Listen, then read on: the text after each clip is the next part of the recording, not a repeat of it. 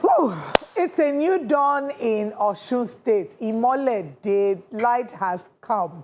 Governor Ademola Adeleke has been re-elected by the people of Osun. He celebrates democracy. The good people of Osun State celebrates democracy. And this morning on the show, we will be celebrating democracy and the victory of democracy in Osun State, looking at what worked, what didn't work, what were some of the factors that have led to him being able to secure his re-election, making him the third governor since 1999 to have been able to be re-elected, putting him the likes of Rauf Aregbesola. So we will be dissecting that here on Breakfast Central, and we're so excited because we'll be getting your thoughts as well about these stories. We're streaming live on YouTube, News Central TV Live, where we'll get your comments. Thank you very much for joining us. My name is Olive MOD. I shall now hand over to the man on my right. Hello, Johansson. What's good, Olive? How you guys doing? Hello, Lagos. Hello, Abuja. I mean, my heart goes out to the people in Abuja for yesterday. Yesterday's a flooding. It was quite chaotic. The videos, the images coming out from Abuja was not one that you would actually see and not feel some type of way for the people of Abuja. But hello to those watching us from outside of Nigeria, to those watching us even within Nigeria. Thank you so much for joining us on Breakfast Central. It's a Monday morning, and we are indeed early. Yes, we are, as usual. The brightest breakfast show in the land. At this juncture, I'd like to introduce the man who is definitely going to be no other than the one and only, the man himself, the one who is filled with so much sarcasm, the bearded Mr. Gbenga Aborowa. Thank you so much, Joe. It's great to be here, bright and beautiful this early Monday morning. And it's congratulations galore from Osun State to our neighbors to the east, Cameroon. Yes, the indomitable Lionesses of Cameroon won the WAFCON in Morocco last night by defeating Malawi. Congratulations to them. Yes, that trophy was not made only for the Super Falcons. Well, hope lessons have been learned. We'll do better next time. And away from that, you know, I just want to use this opportunity to ask you, my beautiful co-anchors, how your weekend was. My weekend, first of all, it was okay-ish. Any nice weekend? But I missed you people on Friday. I wasn't feeling too well over the course of the weekend. What did you tell them on Friday? I'm glad you're back now. What did you tell them on Friday? I couldn't watch the show because I wasn't well. Journalism No, we just sent you. Nothing. You know, we're good guys. Nah, I can never trust what We're the good guys. I can never, ever trust that. We'll never Mr. Johnson is asking if my glasses recommended or recommended. It is anything you think commended. Exactly. Anything you want to make of it, make of it. That's it. How was your weekend? That's it. Weekend was fine. Filled with activities. Lots of. I think I ended it on a very good note yesterday. You know, had some pizza, like Benga will call it. Pizzad. Pizzad is pizza made by little pepper inside. Was it yes, pizza? A little peppery. You know, and so on. But it was fine. I remember one time I went to Uyo, I had pizza in Uyo. They put periwinkle. I had to. Did not put dog meat. Where was that? Cross River. People eat. Sorry, Akwa Ibom people eat dog meat. I don't know about that. You don't know about that? I don't know about that. How will you not know about that? I don't know about that because you would only hear stories, but you need to find out. No, but I know in Cross River they eat we've also done. I remember a report. In Ondo State, there's a report we also did some years back. Found that it's also eaten in Ondo State, in every other state. I mean, so God has given us dominion over all animals. So. Why not eat like snake, crocodile? Actually, I've eaten crocodile. I can't even pretend I have. But then again, the animal, what's it called? The animal protection agencies would frown at all of that, and they'll keep telling you can't. But isn't there some level of hypocrisy? If you can eat beef, cow, it's the same animal. They will argue anyway. That's their problem. Let's move away because. But before we move here, ask me how my. I knew you were. Benga never asked us how our weekend went. I knew there was a story. How was your weekend? Not good. What happened? It was dark and lovely. It wasn't. It was dark and not lovely. Why? Because, I mean, Ikeja Electricity Distribution Company, IKEDC, we've not had light for 3 weeks, three whole weeks. It's affecting the quality of my life, is affecting the quality of my job. Normally, I'm on Amampo, Farid Zakaria level. Now I'm on Benga Aborowa level, and I don't like it. I should be on that Amanpo level. Jokes apart, we haven't had lights for 3 weeks. They said Wow. They replaced the transformer, and to energize and power the transformer they've been giving us one sort of cock and bull story or the other. And I want to put Mr. Chooks, the IKDC Oregon undertaking manager, on the spot. Please give us light.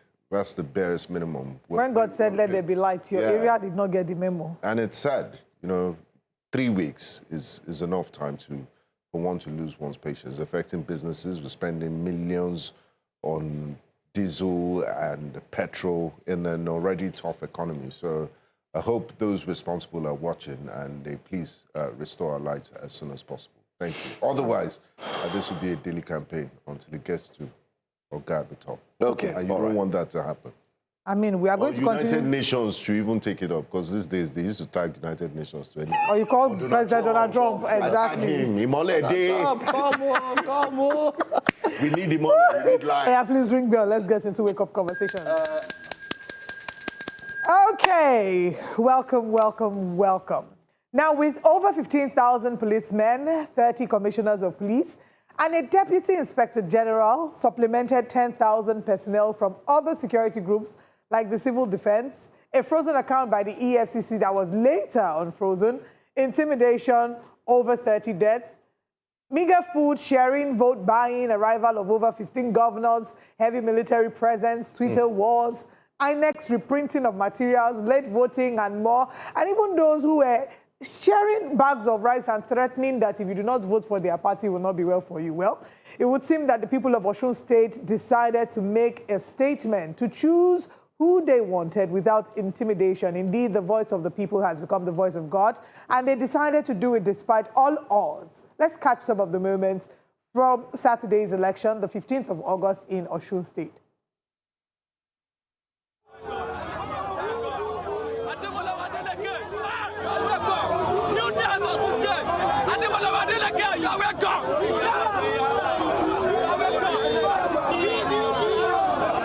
First of all, I thank the God Almighty for what has happened today. It's a victory for democracy in Nigeria. Mr. Governor, what does this victory mean for the people of Osun State? That is what I'm saying. A victory for democracy. A victory for Osun people that stood by me, that say, Imole, you have done a lot for us. You have given us the dividend of democracy in terms of infrastructure, improving our education, agriculture, and so forth. So this is the Osun people saying thank you, Mr. Governor. That's why they, So in the next 4 years, how do you repay that thank you back? I will repay that thank you back to making sure that I have a vision. My vision is to make sure Osun State move from civil servant state to industrial state, and make sure all cut across Osun State, development is on. I love you, Osun State. I love you, and I love you. The law is hereby declared the winner. That's all. We don't win. That's all. Win. That's all. That's all. That's all.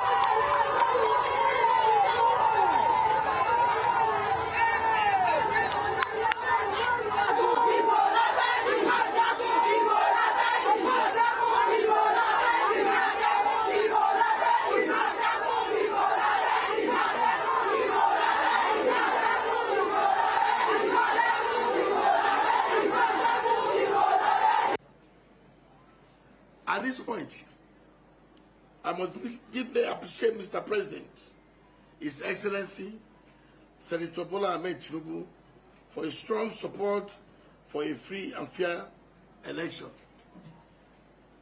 Mr. President is a son of Osun State, and I hereby reaffirmed my earlier endorsement of him for a second term in the 2027 presidential election.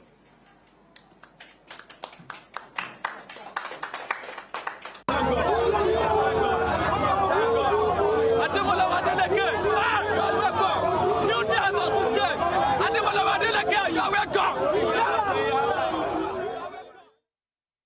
All right, and there we see the people of Osun State refusing to be intimidated, who have now come out and decided, indeed, Vox Populi, Vox Dei, the voice of the people is the voice of God, and the voice of the people have decided that Ademola Adeleke is their governor. He's the one that they have returned elected. And we're going to now come back into the studio and x-ray some of the things that we believe may have worked in his favor. And then we can talk about the things that we observed. Or do we start talking about what we observed on the day of the election first? Yeah. Before we talk about what worked. Absolutely. I mean, first off, I think the first angle we could look at is INEC itself. Within us here in the studios and those watching, the question would be, how would you rate INEC, especially looking at the Osun Guber polls, recalling that this would be pretty much the litmus test that takes Nigerians as a country into the grand election, which happens to be the national, the big one, not just one state, everything. So how would you rate INEC? There was a track back in terms of trying to, they had to reprint the materials. Those on ground had different views on that. But then again, if you have a court ruling or a court injunction that goes ahead to clear a political party that they can actually be included in the Guber polls, then of course INEC did the right thing. They had to put them there. But how did INEC do this past weekend? I don't know what the scores would be like. I don't know what your ratings would look like. But for some, they've said they give INEC a pass mark out of 10. Many have given INEC 8. Some have given them 7. They said they actually tried their best to ensure that everything ran accordingly. I don't know what you guys think on the other hand. So, I mean, we're touching different areas. You've touched on INEC. I don't think I need to touch on INEC again. I think another thing I found interesting on the day of the election is the fact that there were...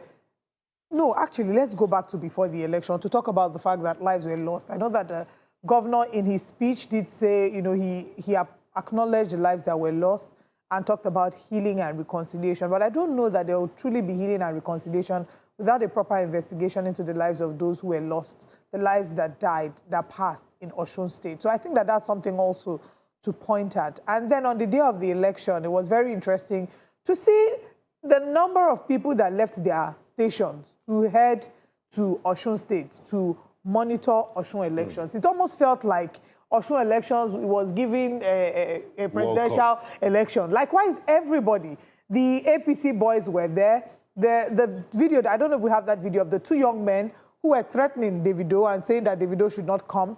There was a lot of threatening, a lot of intimidation that occurred. Vote buying as well occurred. You saw Arike crying. You could see the feedback from a number of people who shared their experiences of being, you know, convinced to vote for a party. Some of them collected the money. Some of them didn't collect the money. So those were some of the things that we observed on the day. That it wasn't, yes, it wasn't violent to an extent, but that's in comparison to the level of violence that we expected, because the days and weeks leading up until the elections, we constantly had stories about political violence. But we're glad that 52% turnout is, like Gbenga would say, unprecedented in Osun State and definitely deserves to be applauded. Gbenga, your thoughts about what you noticed on the day? I mean, if you watch the build-up to the elections, just scroll around the major pages of newspapers and even news analysis on television stations, the dark clouds had gathered. There were ominous signs that the conduct of the elections might go south, but we're pleasantly surprised and happy to concede and also report that the elections were widely peaceful. There was a huge turnout. I mean, better than what we've witnessed in the past years. So that's a positive and another pleasant surprise. So, I mean, congratulations to the people of Osun State for, you know, pulling up elections against all odds, against the backdrop of killings in the state. And it was right that it's just human nature that people will be apprehensive and, would be wary of the elections to come. And it's come, it's gone. We have a winner, we have a victor. We also have... well, he said no victor, no vanquished. No victor, no vanquished. So it's good tidings for the people of Osun State. I believe all parties can go back, because Osun State belongs to all of them at the end of the day, hold hands. And, the task of governing Osun should be priority. And let's hope they amicably settle the local government funds issues, because it's the closest unit to the people. If they don't have funds to develop local governments, how are they going to feel the impact of the people? So, Mr. President should dialogue and let's find a way out of this. I mean, if like you rightly said, I mean, if you look at the build-up is a lot for anyone to actually look through the timeline. There's a lot that has happened, but yet, regardless of everything that took place, why the victory is resounding for many, especially for the people of Osun State, is the fact that they have highlighted so many key things that took place as a build-up right before the election. Take, for instance, you've talked about the accounts being frozen. We talked about the death of more than 30 persons who actually lost their lives. And, intimidation, arrest. And look at it from this angle. A question we did ask from last week. Would you rather lose your life just for politics? And it's quite sad that those who have lost their lives, either knowingly or unknowingly, let's just focus on those knowingly, those who decided to make a thuggery out of the entire thing. Lives were lost, but it's quite unfortunate. Guess what? The election has come and gone, and people have moved on. So every single thing is was it worth it? Was it worth it? That's a big question. And that's what everybody's saying. Was it worth it? Maybe for the people of Osun, they will say that it was worth it because their voice superseded. You could see that at the end of the day, their voice was able to shine or sound the loudest. But I'd like us to now look at some of the factors that we believe may have contributed to Adeleke's winning, or factors that may have helped his winning. I'm going to start with, I'd written down a few points. So for looking at some of the factors that have helped or may have helped Adeleke winning, you cannot ignore the fact that there's an incumbency advantage. The fact that he's been in office for the past 4 years, he's able to point to projects that he has done, projects he's doing, projects he's completed, being able to, as a matter of fact, point those out. And you can't deny the fact that incumbency is also, there's a level of advantage that it gives you.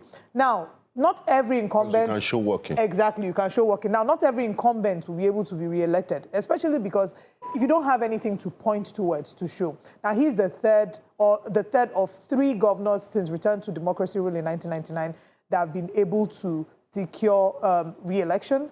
Olagunseyi Oyinlola, Rauf Aregbesola, and now Ademola Adeleke.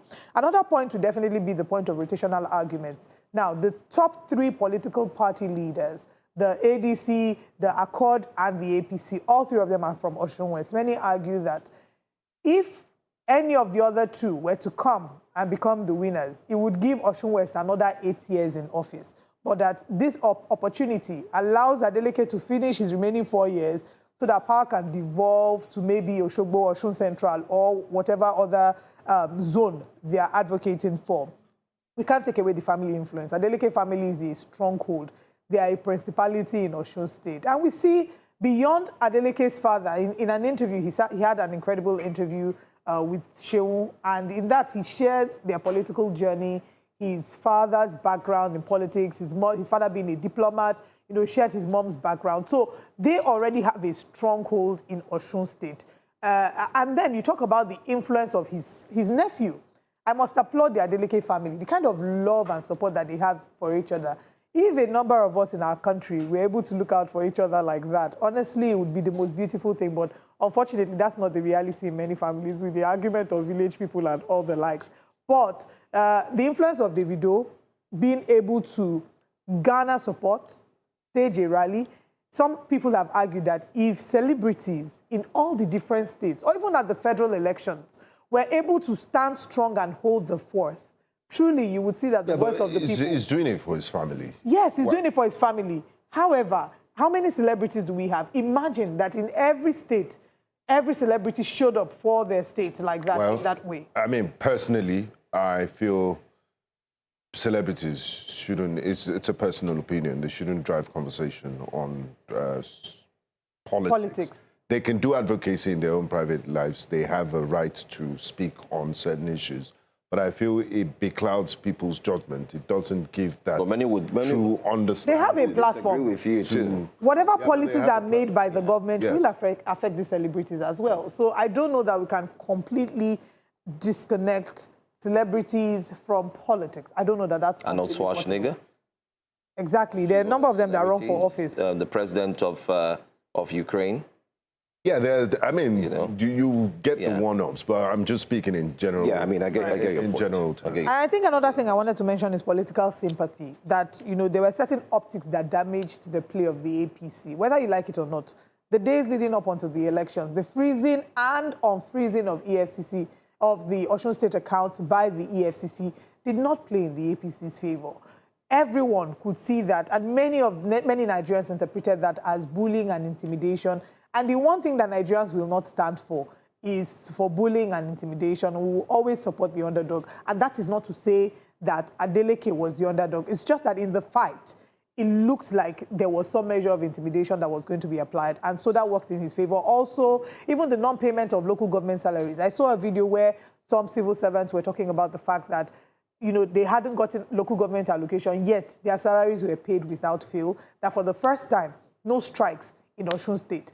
You can't have that kind of a quote-unquote stellar achievement or stellar record by your people without you getting back into office. So all of his experience, his expertise, the way in which he relates with the people, and the natural affiliation that he has towards his people, the love that he has, I think all of that showed and just at the being elections.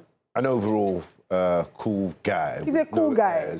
He was in the middle of an interview yesterday, and the presenter asked him to dance. I loved it. He obliged. Didn't you ask him why he loves it? I loved it. And that lets us know not to judge people by the things that they love. Many people threw shade at him, that is because he's dancing. But he says that people don't realize that dancing is his hobby. But he will get the job done. It's not necessarily a factor to determine how good a governor he is. Absolutely. So, I mean, these are my thoughts about some of the factors that I Just before we move on to what Nigerians are saying, I just wanted to bring the attention of EFCC to all of this. We did witness the attempted vote trading, vote buying. A lot of it was before the election day. And even on election day, there were recorded incidents, a few. And you're wondering, the eagle, the almighty eagle of the EFCC could only effect one arrest in the whole of Osun State on election day. According to my findings, it was an individual that had hidden money in his socks. What a way to vote by. And I can't believe people would even try to collect that kind of smelling money. But jokes apart, I believe the EFCC, because we saw videos, they need to come up with a report and what happened to all those videos and people that were displaying huge amounts of naira and abusing naira pre-election. Are they just going to unlook it and say, look, Adeleke has won, let's move on to the next thing? Because it's an indictment on your institution. If people are brazen about vote buying and there are no punitive measures and nothing is done about it. Big one. I mean, there's another thing to look into, which is, of course, insecurity and thuggery. I think the people of Osun State set a template. The template simply for thugs and those who may be willing to disrupt elections.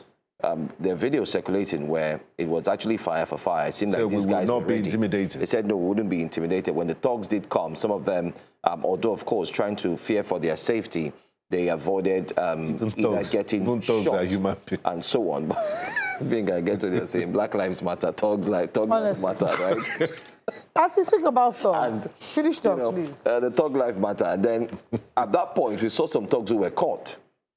Some actually came directly to ensure that they could snatch the ballot boxes. We saw even an acting, they did mention a former assistant or part of a chairman as well of a party who also came, and his goal was to actually pick up the ballot box. And that was quite surprising. But the people of course, rose to the occasion and said, no, we're not going to do that. Another thing that the people ran away from. I cannot believe Joe did People ran this. away from this, you know. The Osun State people. Some of them collected There's no this. label there. No. You have to open this bread. Some of It's them, an apolitical bread. some of them collected this. Which political party does this bread belong to? I don't know.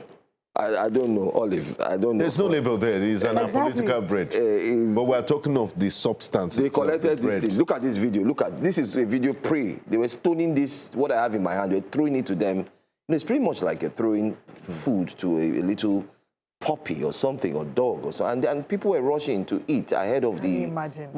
But surprisingly, some people look at flinging bread from outside the vehicle this of a car. This is dehumanization.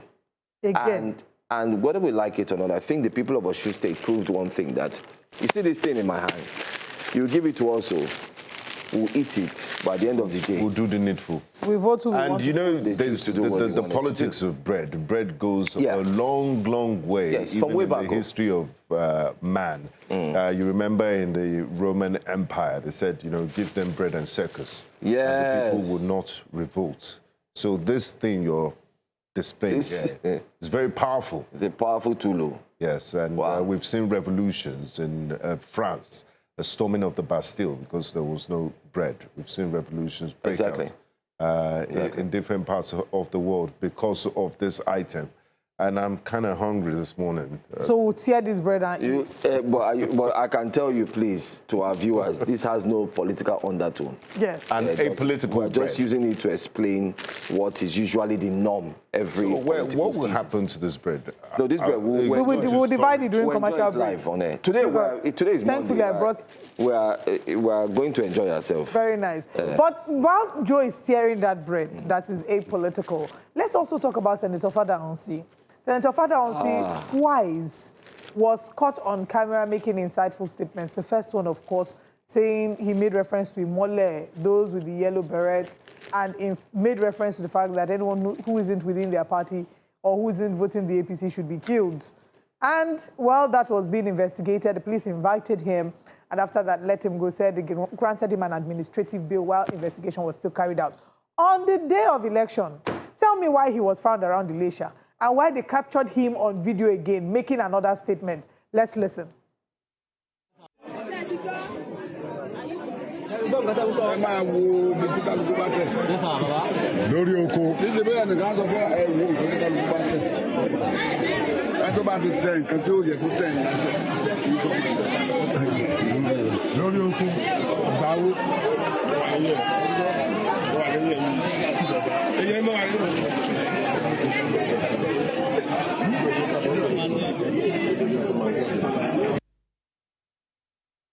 So there you have it, the senator representing Osun East, Senator Francis Fada Onsi. In that video, it was caught saying that those who are not supposed to press what they're supposed to press, you know what to do.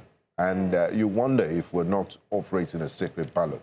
How are you supposed to know what somebody is pressing or not? And for a senator of the Federal Republic of Nigeria, much is expected of you, especially coming off the flack you've taken following your very controversial and irresponsible statement and killing opposition supporters. And then just barely 72 hours after you were invited to the police headquarters in Osun State, you're still hanging around that sort of, around polling units, intimidating and making very divisive statements. What is your business with another Nigerian citizen's choice? I had thought that what voting was What do you mean by private. if somebody presses what they're Let me supposed to quote press? what, according to they said, he said, and I quote, make sure you keep looking at everyone's votes. Anyone who votes for someone else is not from Ilashe. I don't even care what was said. Elisha, Elisha, yeah. rather. Voting is private. It's a personal thing. I'm Yeah, and not it's a supposed to personal know choice. what Joe is voting No. for. Joe is not supposed to know what Benga is voting for. It's personal. It's private. And any statement like that can be interpreted as being coercion, which leads us back to our initial statement and what I always say here on Breakfast Central. Certain actions persist because actions do not have consequences in Nigeria. Until we start to make people take responsibility for their actions and their inactions, we'll continue to see a repeated cycle of certain things that many should refer to as an anomaly. Let's hear what Nigerians are saying. We'll take some comments on YouTube. We're streaming live on YouTube, News Central TV Live, and then we'll take comments on X. YouTube is buzzing this morning. Let's give YouTube people a special round of applause with our bell. Thank you, thank you. Maybe I don't know it's what the bread that is attractive. Maybe it's this bread. this bread is entering their eye. But this bread signifies 4 years old. Wow. 4 years. This is what you So get. we have to eat it. You have to eat about 4 years. Did you see the lady that was counting 30,000, either 20 or 30,000 naira? She said, go chop. oh, 4 years. She counted it and said, just so we know that this is money she's supposed to spend. Obviously, she's being sarcastic. Money that she was supposed to spend for 4 years. Prince Ajibade says, why will he be thanking Tinubu? I mean, can Olive explain to me why this guy will be thanking someone that is very obvious that he's undemocratic? After God, the only people he should thank are citizens. First of all, it is politics. You have to learn to play the politics of the game. You don't have to. No, unfortunately, in Nigeria, you have to... And you call him in private and say thank you. No. You can't fight the president publicly in that way. You've won the election.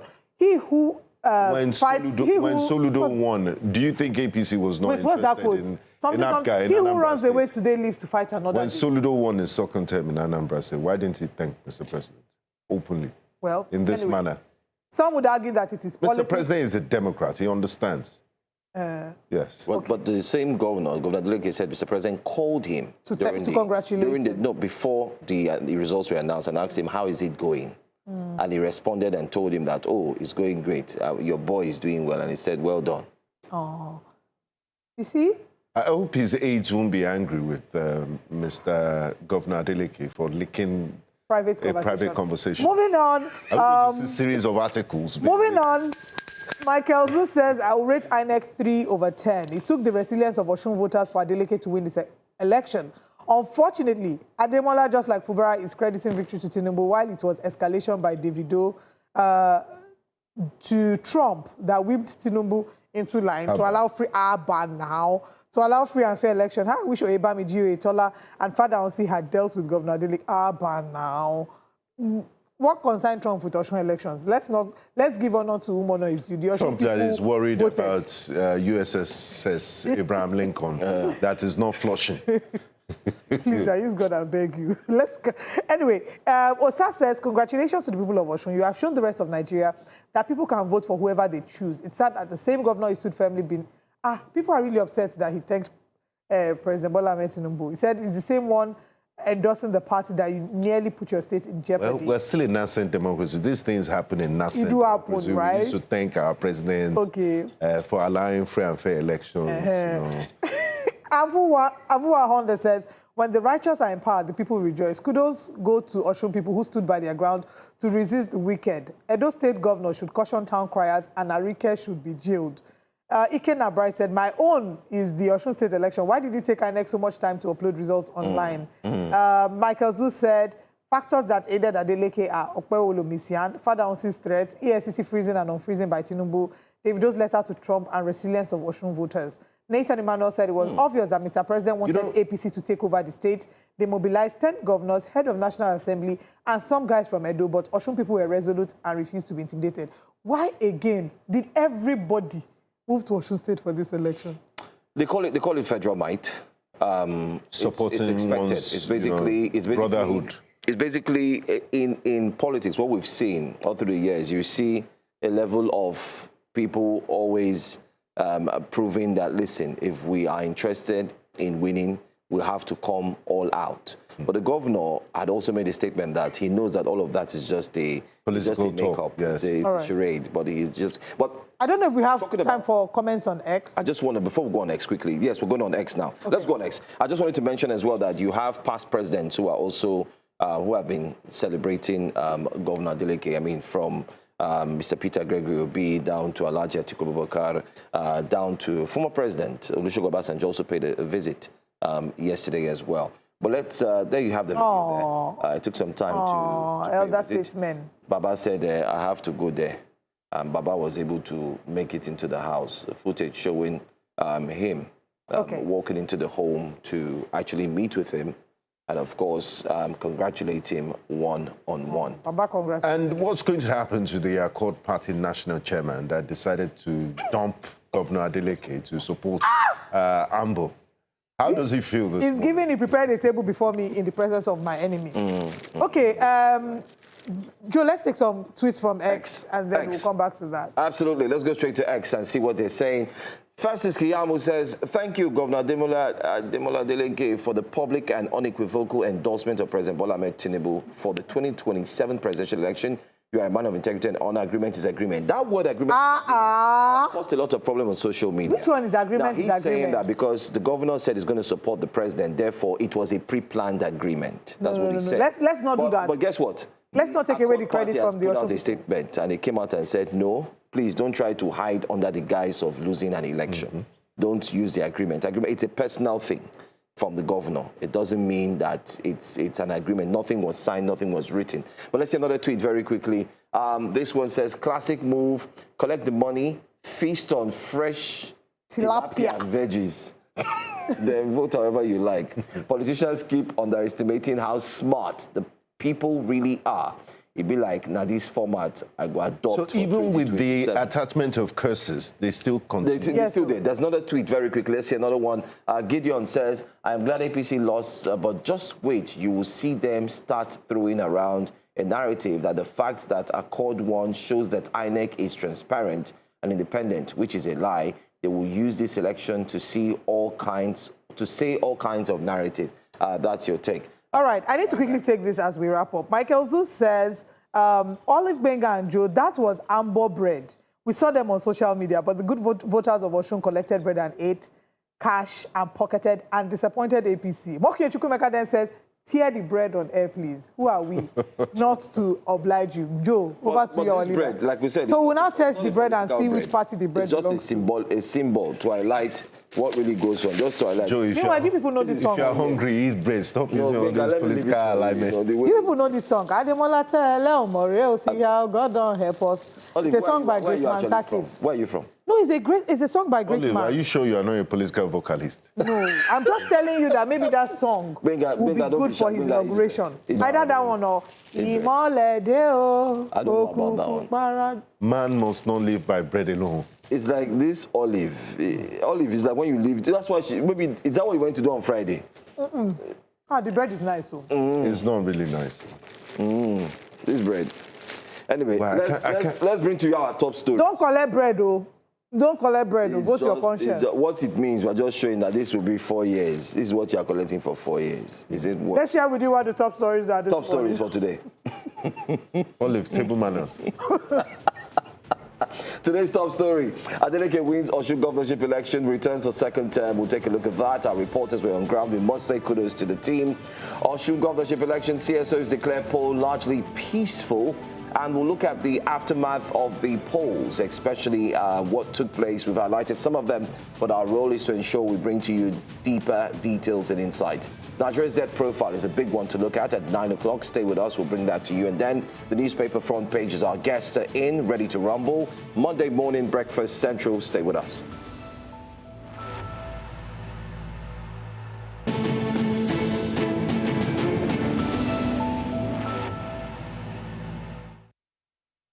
The Osun State governorship election has been concluded, with attention now shifting from voting to the credibility of the electoral process and the integrity of the results. Yiaga Africa says the official results announced by INEC fell within its independently projected ranges based on observation from 289 of 300 sampled polling units. The organization says this indicates that the final figures reflected the ballots counted at polling units.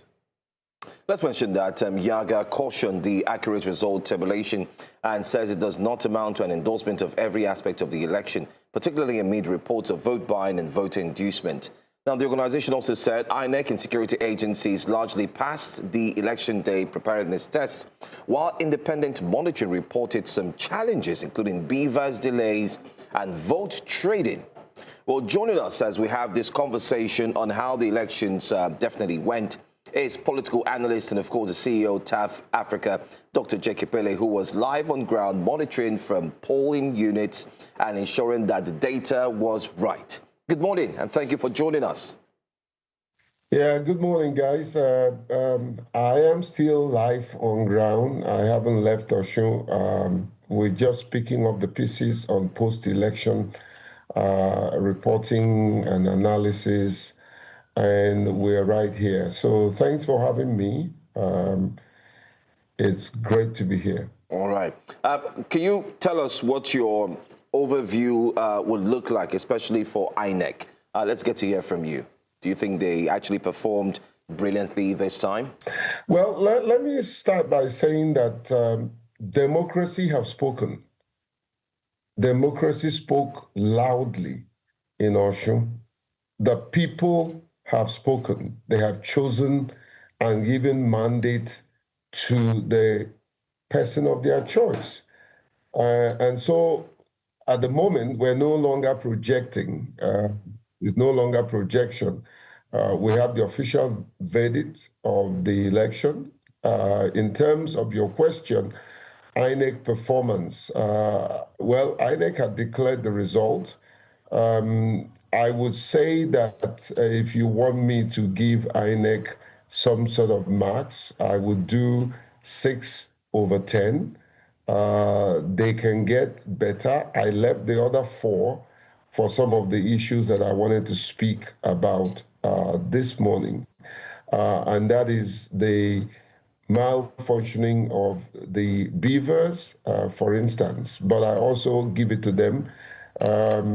They had a backup plan, and immediately, in some cases, they were able to turn around the situation and present a better option. So generally speaking, in terms, my 6 points to them includes the fact that they were able to manage what would have been a very serious crisis in their hands. They were able to manage that situation. I will also give it to them that, so to speak, they did not meddle. They did not try to turn the wheel of the people or turn the result of what the people had voted. So maybe with a bit of hindsight, I might just give them one more point and say, and change my mind to say 7/10. They did try in terms of inclusion, which has always been my area, by providing some magnifying glasses and priority voting. I will give them 90/100.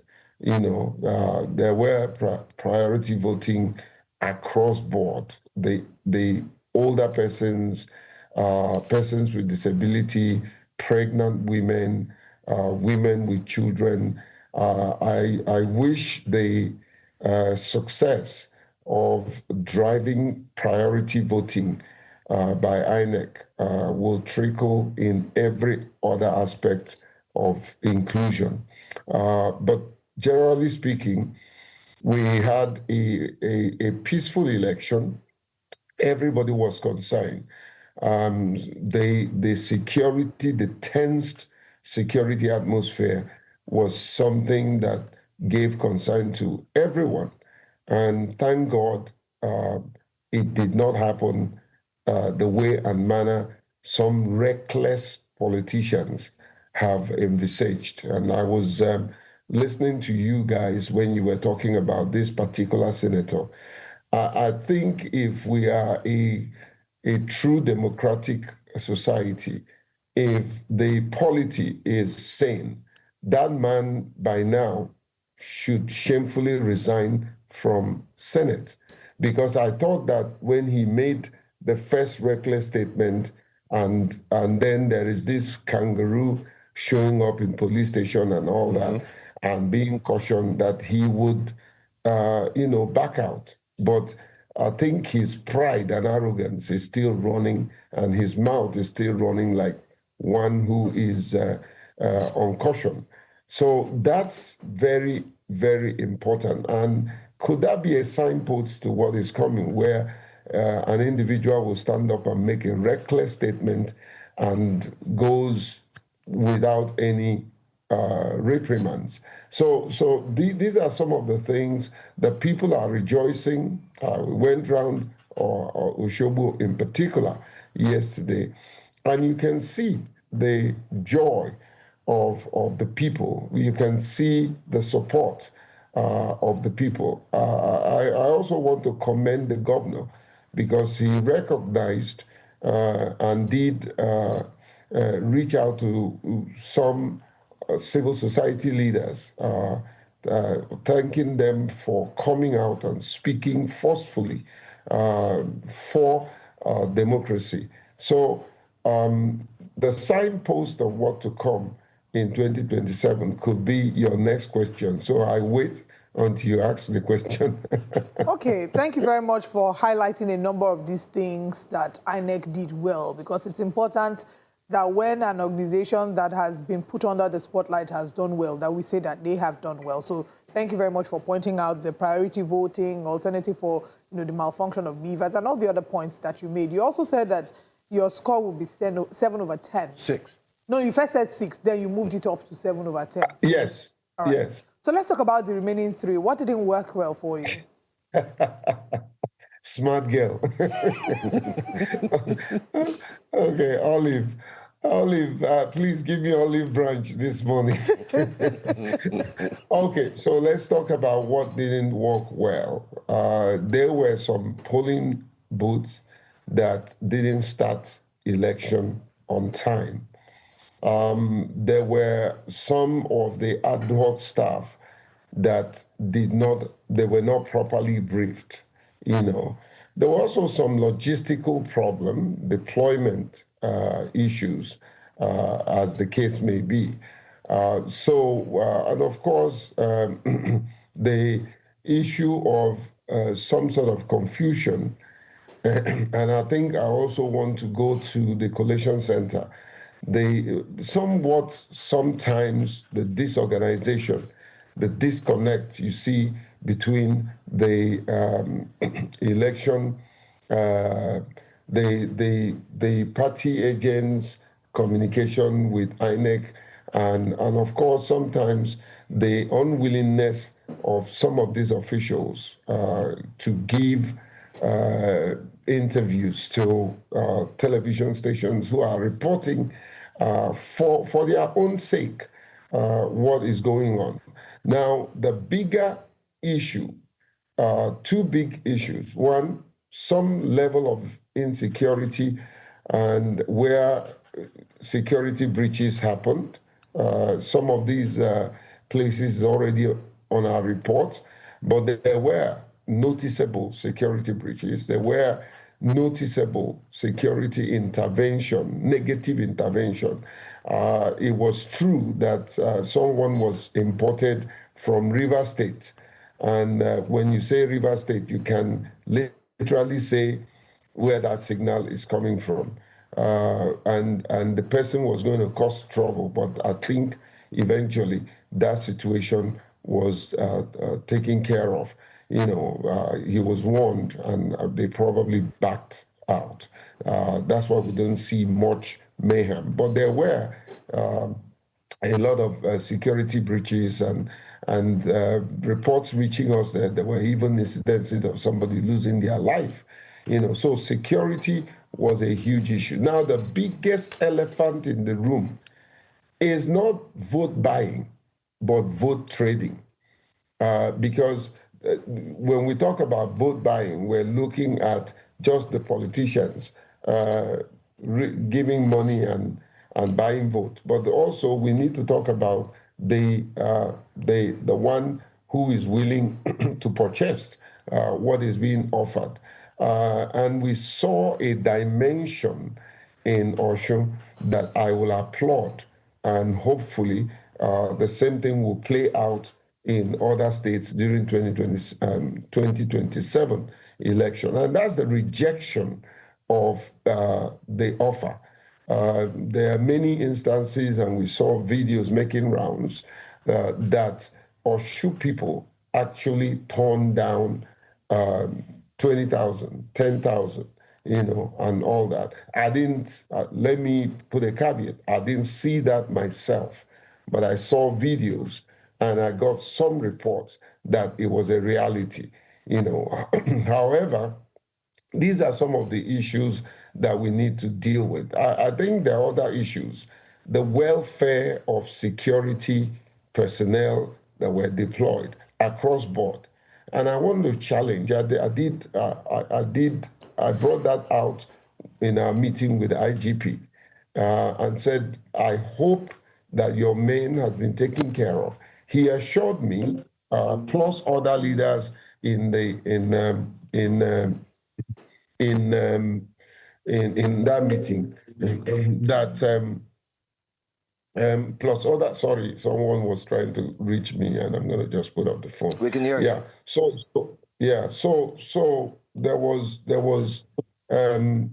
cases. So well, sorry, I got distracted. So somebody, I did pose a question to the IGP, and asked the IGP if he had taken care of his men, and he assured me and other leaders in the room that the allowances have been paid. You know, well, I don't know. I think he needs to verify that, because on ground there were whispers that I got that some of them haven't even received that allowances. So it may not be the problem of the IGP. It could be the problem of those that are on ground. So I intend to have a meeting with him this coming week, and I'm going to remind him to double check to make sure. Yeah, because guys, as much as we want to see these people protect lives and properties, we want to also see their own life protected. You know, so those are some of the issues that came up that you could put in the box of the three that I didn't give to the election in general, not necessarily INEC. The other thing is the issue of journalists. I think I want to talk about this just for 30 seconds. Go ahead. The time has come for whether politicians and electoral umpires to begin to speak against the way journalists are treated, the way politicians pushes them around when they are trying to get the story that would give Nigerians the information that they need. It may not have happened here in general, but it has been the order of the day.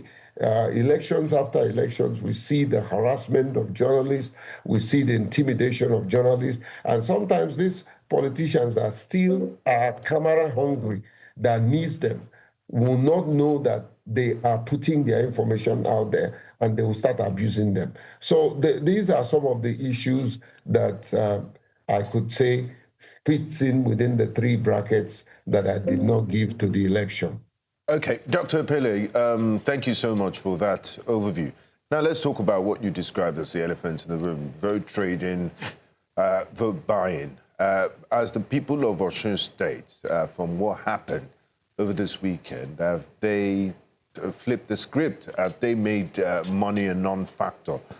Going by the fact that there was a party that tried to induce and, brought out a war chest, and the people still made their decision. So going forward, can we calmly say that money would be relevant when it comes to politics, and also the weaponization of poverty?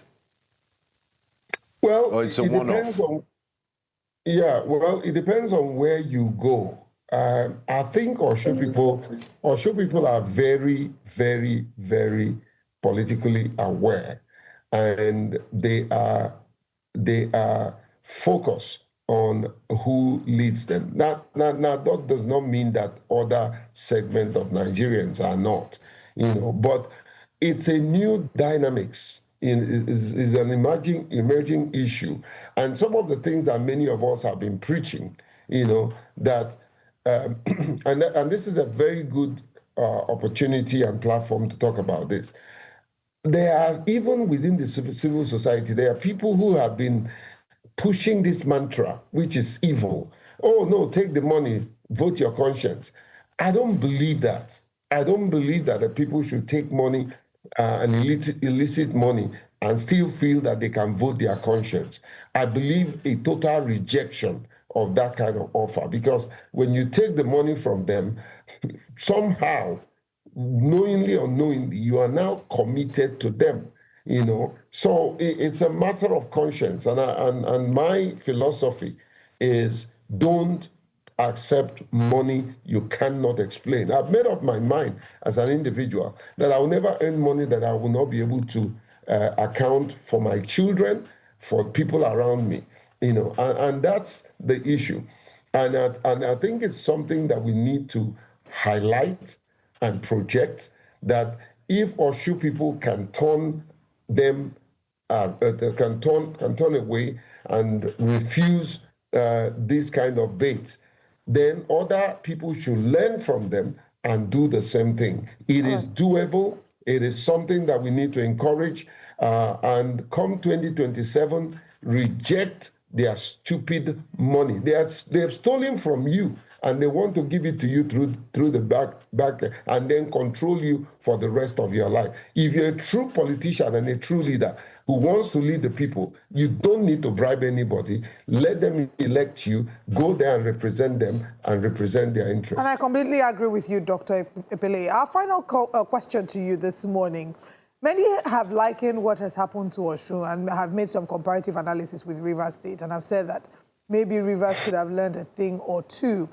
They've wondered if Governor Fubara had played by a different set of rules, maybe a different set of results or outcome would have emerged. Do you see why they would make this comparison? And if yes, do you think that there are lessons that Rivers could have learned from Osun, that Governor, similar like Fubara, could have learned from Governor Adeleke? This girl. Okay, all right, my dear, truth be told, the moment this scenario played out, my state came to mind.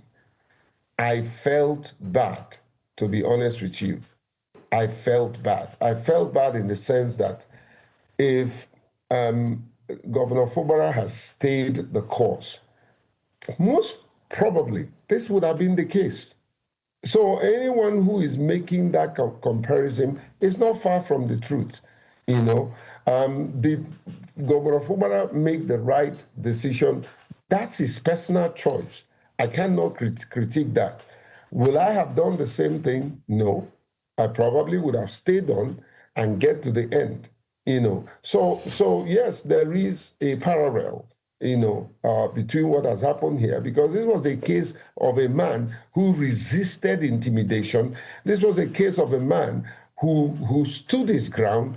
This was a case of a man who knew that the people were solidly behind him. And I want to say this to politicians in general, be people-centered, not political, be people-class, not political class. If you focus on the people, and you hold on to the fact that you know that you have the support of the people will put you there. Whether anybody likes it or not, it was Osun people that stood by Adeleke and ensure that he got back his mandate, period. It wasn't necessarily absolutely. He played a role, no doubt. He played a role. His family name played a role.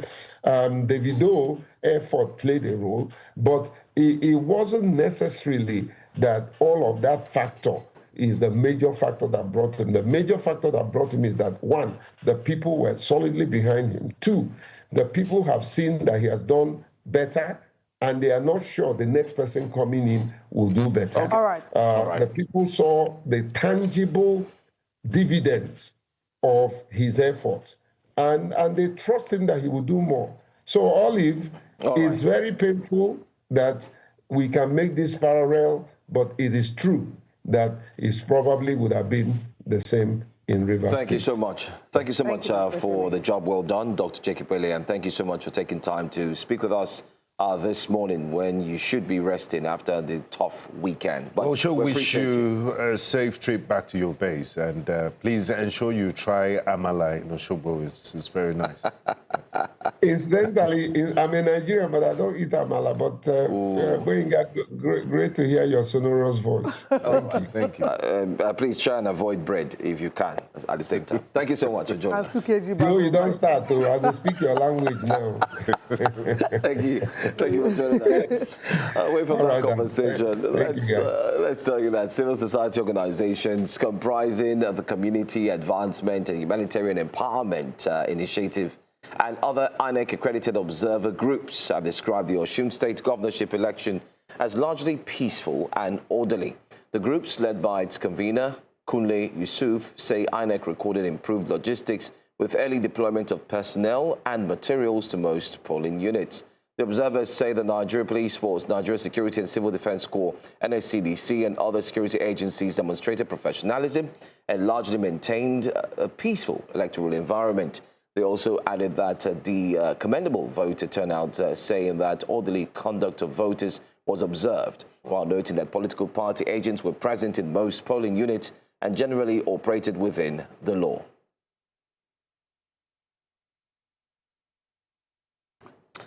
And there you have the scorecard there coming from the civil society organizations concerning the just concluded Osun State elections. But let's bring to you what's coming up next here on Breakfast Central on a Monday morning. We'll be analyzing public borrowing and its implications in the course of our conversation. Stick for that one at 9 a.m. But of course, we'll still look at the performance, the results, and much more at the just concluded Osun State governorship elections. 46th SADC Summit is also another conversation to look into, so stay with us.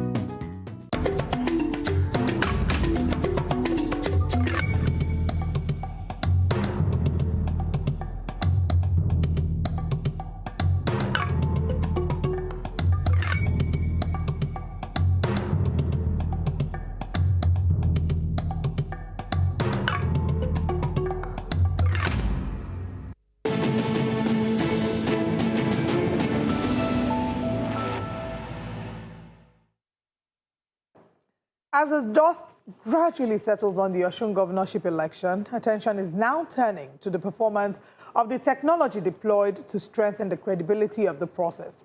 A preliminary assessment by Kimpact Development Initiative indicates an 84.7% success rate for BVAS accreditation with a 15.3% failure rate.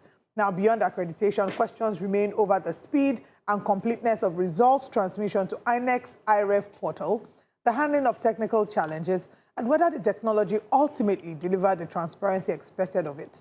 Today, we assess BVAS performance, results upload, and INEC's overall execution of the Osun election. With our guest, we have the former Chief Press Secretary to former Governor Oyetola, who will be joining us shortly. But currently, joining us virtually, we have the Executive Director at TAP Initiative for Citizens Development, Mbasekei Obono. Thank you very much for joining us this morning. Thank you so much for having me. Good morning. Good morning. Morning. Morning. Let's start with the 84.7% BVAS success rate. How would you assess the performance of this? Is this great enough? And your general overview of the performance of the technology in the just concluded Osun gubernatorial elections? So I think that it's good enough, but it is not great enough.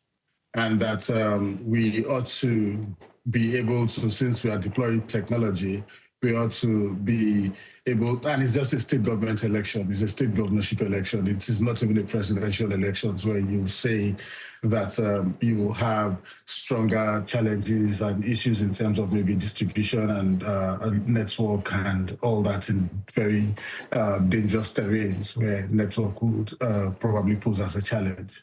So it is quite strange that we are still having 15% downtime use of the BVAS, and not just that, it was also down in terms of the accreditation process and all that, but also for the upload of results, which actually brought about some form of tension during the elections because people were waiting. I mean, results were uploaded quickly and very fast. By about 8 or 9 p.m., it's 8 p.m. actually, we noticed that the results were no longer trickling in for close to 3 hours before the final conclusion came in at about maybe 12 p.m. or thereabouts. So I think there is need for us to improve in the technology of BVAS. I'm told that the technology that is being powered by BVAS is actually under the Android 8. I'm not sure about that because I cannot verify. I haven't been able to verify that personally. But what we have known from our own end is that when we deployed our own technology, the iReports app to monitor for citizens to use to upload results, we noticed that iRev takes about 11 minutes. 11 minutes on the average. It takes more, but on the average, it takes 11 minutes for results to be uploaded and then viewed on the portal. While our own portal didn't take up to that, it was basically about 1 minute, 20 something seconds. So they've got to be able to know how they manage that technology and work on it.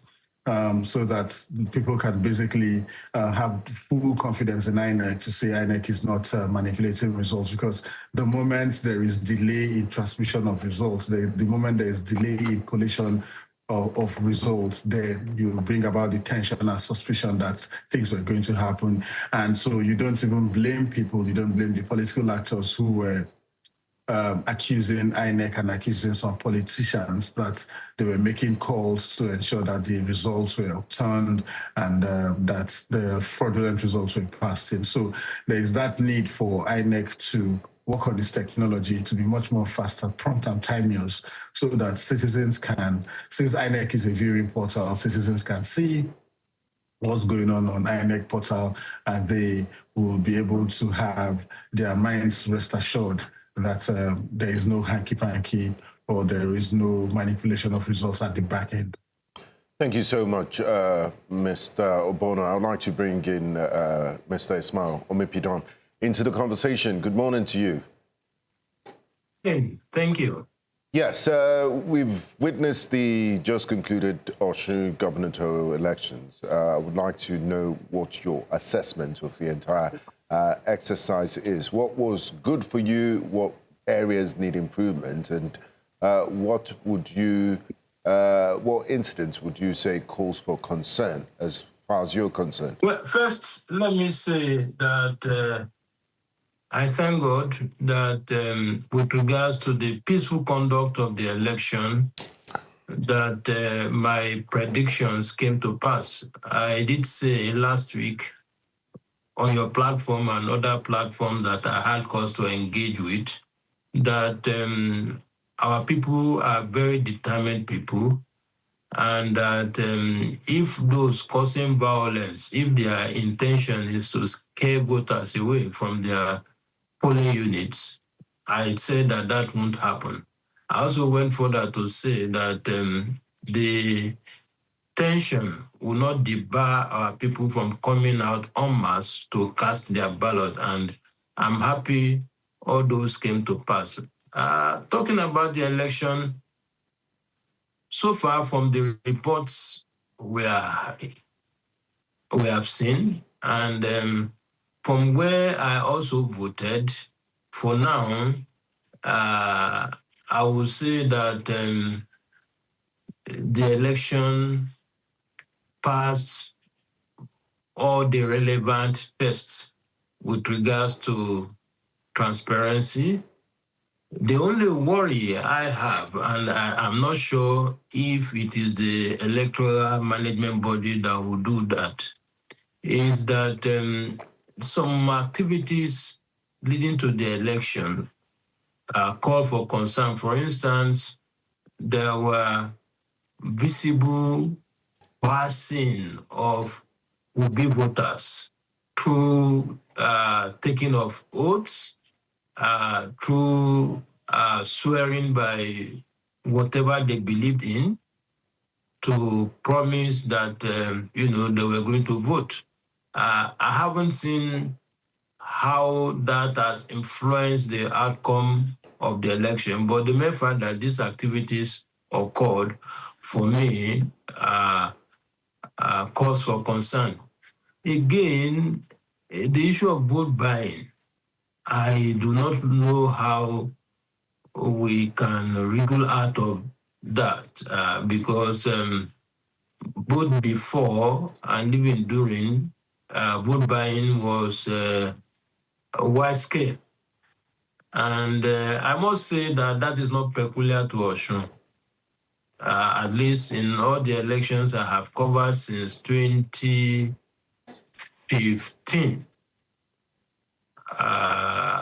we have seen that play out very visibly. As a matter of fact, the Ekiti election that I covered in 2018, I was around a particular lawmaker, and he told his boys that he doesn't want what happened the last time to happen again in his polling unit. That if they are giving 10,000, since the other people are giving 10,000, they should increase his own to 15,000. So I think Nigerians and all stakeholders, we must come together to see how we can play down this aspect of our electoral activity, because it's making election to be very, very expensive to prosecute. Can you mention, maybe give us clarity as to the lawmaker you're referring to? It would be unfair of me to mention his name. One, because this thing happened in 2018. Okay. Two, the colleague who took me there extracted a commitment from me that I was not going to mention his name. I went ahead to do the report, but I didn't mention the name of the lawmaker. I think the title of that report was Naira Rain in Ekiti. I give vivid description of what I saw. And okay, which political party? We don't want to mention name. That would be unfair too. That would be unfair. But in that election, I challenged Governor Fayemi. In fact, the question I asked him when we got to his residence, I told him that I understand that in his area, I can't remember how much I mentioned there was, and the way his countenance changed and the way he responded to that question, you know that I knew exactly what I was talking about. But you see, it's not peculiar to one political party. All of them are involved. Okay. Let me go back to other guests, Mr. Obono. You also were able to put out an application that was monitoring the election results real time. Vis-a-vis with what we saw on the IRF portal, what would you say your application was able to accomplish that INEC couldn't? So, first of all, it was about the timing.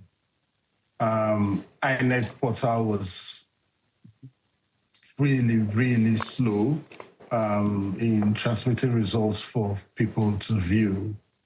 Also, IRF, obviously, according to the law, the Electoral Act, and also the guideline of INEC, IRF portal is meant to be a viewing portal, not a collation portal. Therefore, that became a lot more difficult for citizens to aggregate the scores that were being collected on the field. But our own portal was able to aggregate that. And for those who were interested in viewing the results, to also view the results real time. Then another most important aspect of it is that our platform, essentially, the iReports INEC platform, was able to get incidence reports real time, and verification of those reports were made less than 3 minutes, So when people send in reports to say, in my area, this is what is going on, and that's what is going on, the fact that they send pictures, we are still able to verify those reports real time without necessarily being on ground, that particular local area. So these are the major distinct features that our portal, the iReports INEC portal, have that INEC needs to either beef up or provide more access or functionality to ensure that the iReports, the INEC's iRev delivers comprehensive elections. Back to Mr. Omipidan. You did mention something earlier about the speed of your INEC, iReports INEC platform in uploading to your portal. It's significantly faster than INEC's. And elections are 5 months away in January. Is there still room for INEC to improve on the technology and speed? Would it be too expensive, or is it a case of just updating this OS, the Android OS, to the latest, and that might improve the speed? Is a question for me? Mr. Obono, please. Okay. So I don't think that it's about money, first of all. I think it's about knowing what to do and trying to get what to do to be done. INEC has ₦1 trillion budget, which has been largely disbursed to them so far. Our organization didn't need $100,000 to be able to build a platform that we have built. So it's essentially about the will. It's also largely about the competencies that are in the INEC ICT department and their willingness, essentially, political will, basically, to do what is right. And so they need to update their operating systems. They also need to update their knowledge of ICT, and also not just that, but also the ad hoc staff who are on ground need to also be trained and retrained. And interestingly, we didn't have to go through the idea or the methodology of trying to train Nigerians or the people of Osun State.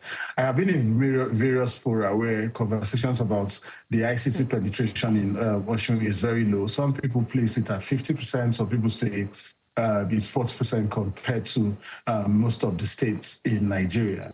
But it was quite interesting that the people of Osun State deployed and used their mobile phones on their own to report to us. We didn't have paid agents on the ground.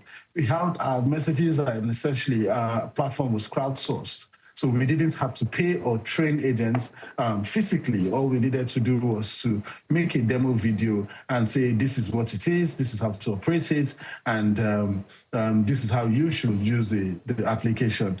And we were surprised at the way and how the people of Osun turned out in terms of using it. In less than 1 week of deployment, we had 721 people different across 92% of the polling units covered in Osun State used the platform. In less than 1 week, we started our operations on Tuesday, and by Saturday afternoon, we had over 721 subscribers and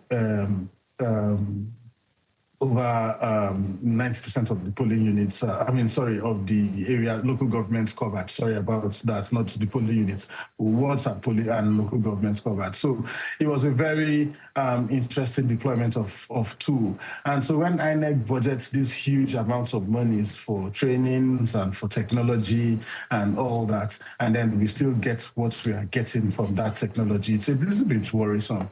And we think that they need to do a whole lot. They need to go back to the drawing board to ensure that they give us the best and the best in the 2027 elections, which is much more broader, which is much more bigger, which has much wider representation than what we experience in Osun State. Okay, let me go to you, Mr. Omipidan, very quickly as we look set to wrap up this conversation. What we saw just over the weekend showed a different side of the people, especially the electorate. Despite the fact that monies were doled out, bread, name it, some of them said they will collect, but they will still have to vote their conscience. Is this the death of money and incentives used during elections? Are we seeing the death of that as we move into 2027?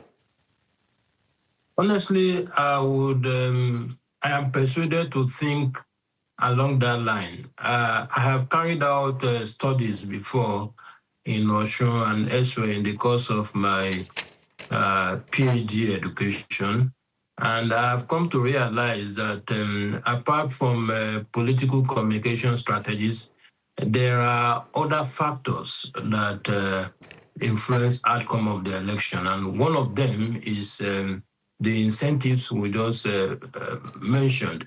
However, it would be too early to conclude if those incentives were the major determinant of the outcome of the election. And why do I say this? Osogbo people, for example, they were very loud in their condemnation of some of the things the governor was doing, especially with regards to developing where it comes from at the expense of Osogbo, the state capital. And they shared some WhatsApp messages inviting their sons and daughters to ensure that they do not allow the governor to return. But at the end of the day, the governor won Osogbo with about, 4,000 or so margin. So for me, I think one will have to study the pattern of election in Osun very well. And I say so with all sense of modesty because in 1999, when Chief Bisi Akande was elected governor, there's a consensus of opinion that he did very well, yet he lost a re-election. And here is a man where some of us believe that has not done very well, yet he was rewarded with the re-election. So for me, I think Osun electorate need to be studied very, very well so as to make a valid deduction and conclusion about their behavior with regards to election outcomes. I can only imagine that, especially looking at how the voter turnout had proved to be. Lastly, I mean, I could throw this question to both of you. Let me go back to you, Mr. Obono. Despite the threats, despite the intimidation, we did see voter turnout come to a highest number that many never thought would happen. What do you think was necessary or was the backbone for these voters to step out, regardless of the threats that were thrown at them? So first of all, I think that we need to really, really give it to the people of Osun State for their tenacity, their ability to hold their grounds. This is highly, highly commendable in the midst of the pre-election violence and all the assessments that that have happened. So we need to give it to Osun people. So another thing is the fact that it is the love the people have for the governor personally. Some say it was more of the reward for the good work he has done. Others say because he's such an entertainer. And then there's also the divido factor, in terms of youth mobilization and all that. So I think, and also the fact that the security agencies who were deployed, changed the narrative a lot more, because people then started using the security agencies to say, oh, they are not here to kill you, they are not here to do wrong, they are here to essentially support us, to protect us from, attacks and the rest of that. So that also boosted the confidence of the people of Osun State and made them to come out believing that they will be safe and they will be handled with so much neutrality and care. So I think all these factors play a very huge role to the fact that they came out. So in all of this, the role of civil society. Just to butt in, I mean, I know you want to go the civil society organizations. One name is missing.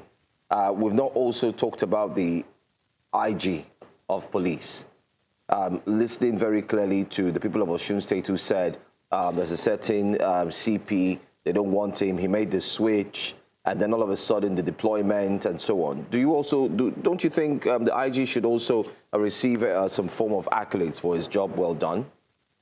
I think so. Yes.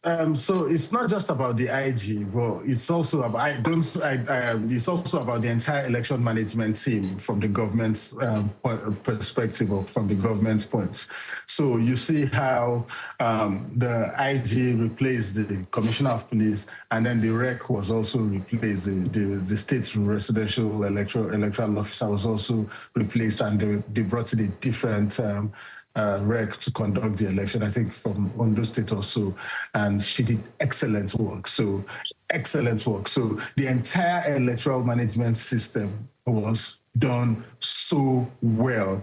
From the REC to the IG, so whoever provided that model needs to be commended, because both on the police side, on the INEC side, it was well managed to show neutrality. And this is one of the things that most likely brought confidence or restored confidence on the people of Osun State to come out and ensure that they cast their votes. All right. So, yes, I believe the institutions played a key role, and civil society organizations did same. All right. Thank you very much for that. Mr. Omipidan, the governor has said that there is no victor, no vanquished. He's urged for reconciliation. What will true and just reconciliation would look like? And I ask this because, like you've mentioned, there have been incidences of vote trading. The days and weeks leading up to the elections, Nigerians lost their lives. Osun State citizens lost their lives. On the day of the election, the same Senator Fada Onsi, who was, who came to limelight, I'll use that loosely, days before, because of the statement he made, was seen in Elisha again, telling them to monitor the party that people vote for. So will true justice and true reconciliation be possible without actually digging into the events that occurred pre and during the election? Let me be very frank and honest with you. To achieve true reconciliation rests solely on the text of Mr. Governor, and I say this with all sense of modesty. Just yesterday, before I left Osun, Modakeke, I saw videos of persons being attacked by supporters of the Accord Party. And so I will implore the governor to act his words, because I have not heard anything this morning, but I can tell you that if the governor does not manage the situation well, violence is likely to break out today. How do I mean? The members of the PDP who are now in Accord, who believe that they conducted an election, a local government election and won, will forcibly take over the council. If they don't do it today, they will do it before the week ends. And there might be resistance in some areas. And when you have such resistance, certainly it's likely going to lead to violence. So I will implore the governor to rein in the non-state actors that are his supporters. Because the truth is that I tell people the governor didn't show leadership with regards to the issue of violence, because from the day he was sworn in November 2022, if you have opportunity, you can look for the video. On the ground of the stadium where he was being sworn in, his supporters were attacking Amotekun personnel simply because they believed that Amotekun personnel at the time belonged to, was put in place by the outgoing administration, which I served. Now, there is a certain character the governor appointed as the chief security officer. With all sense of modesty, go and do a background checkup of that character, a former police officer. He is not qualified to be governor CSO because he has litany of records of anti-human rights, record. He was alleged to have killed 2 people. I was the one who authored the press release at the time, calling for investigation. But what we gathered was that because he had been penciled down as the chief security officer to the governor, he was not likely to be investigated. Who are you referring to? Just so we're clear. Is it? Who are you referring to? At the time, he was CSP Omoyele. As we speak today, after serving as governor CSO, he's the head of Amotekun in the state. And this same Amotekun went to Akinlalu to murder citizens in cold blood. The matter is still in court. The case is still on. So the governor needs to rein in some of his supporters who are non-state actors and who are known to be perpetrating violence in the state. But that's not all the reports that we have, because you're speaking about violence and you're talking about the people supporting the governor. But the APC was also very much criticized for sponsoring and funding violence in Osun State. So when you're talking about the governor reining his people in, you're not speaking about the APC and the accusations leveled against the APC in the elections. Look, the reason why I'm speaking about the governor is that he is the governor of the state. He is at the ends of affairs. You see, Father Onsi, go and check his records very well. Father Onsi only crossed to APC, I think about a year ago. And so everything that you see him do was what he did against APC 4 years ago. But the only reason why most people didn't hear about it was because of the character and personality of the principal ISAP, who was the governor at the time. He behaved like a statesman, and he insisted that his supporters must not take laws into their hands. Instead, they should report to the police. For me, what we saw with regards to violence in Osun, I want to refer to it as a balance of terror, because most of those who were part of the PDP who unleashed violence on APC 4 years ago, some of them moved to APC, and that was why we saw what we saw in that election. So I will always put it at the doorstep of the governor, because if, for instance, somebody has been alleged to kill somebody, and the next thing you see the same person sharing stage with the governor, the only conclusion you can draw is that the governor is endorsing what he's doing. And so, to protect yourself, you are likely to take laws into your hands if they come for you the next time. Well, I also wanted our other guests to still speak to that as well, because, again, like I did say, the allegations have been on both sides. We did see the days and weeks leading up to the elections when the governor came out himself to cry about the level of insecurity bedeviling the state and how violence seemed to have been the order of the day, calling on, help externally. What he needed help in any shape or form. So from your perspective, can there be true reconciliation without a thorough investigation into the matters leading up to the election, the violence that occurred leading up onto the elections?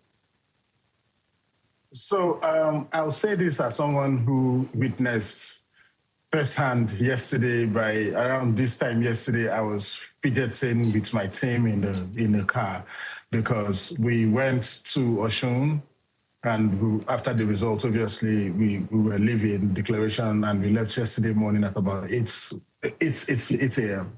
So by the time we get to the vehicle that we had hired, that will take us to Lagos, and then we'll come to Abuja, and then our team will disperse. Our vehicle was attacked. There was gunshots in Aregbe Junction or something, Aregbe Park. Just right opposite the ADC secretariat. Someone shot at our vehicle, and people ran to, there was pandemonium, obviously, everybody was running and scampering for safety, and then we ran into the vehicle. and told the driver to move quickly. And, the doors were flung open, and then somebody ran towards our vehicle and tried to pull the driver, I don't know for what reason, struggling the steering with him. And, we managed to run away and escaped to a safe location where the driver, so definitely as we're running or driving off, one of my colleagues' luggage dropped, and we had to beg the driver to please go back on foot to see if he can help us get it, since he knows the terrain better.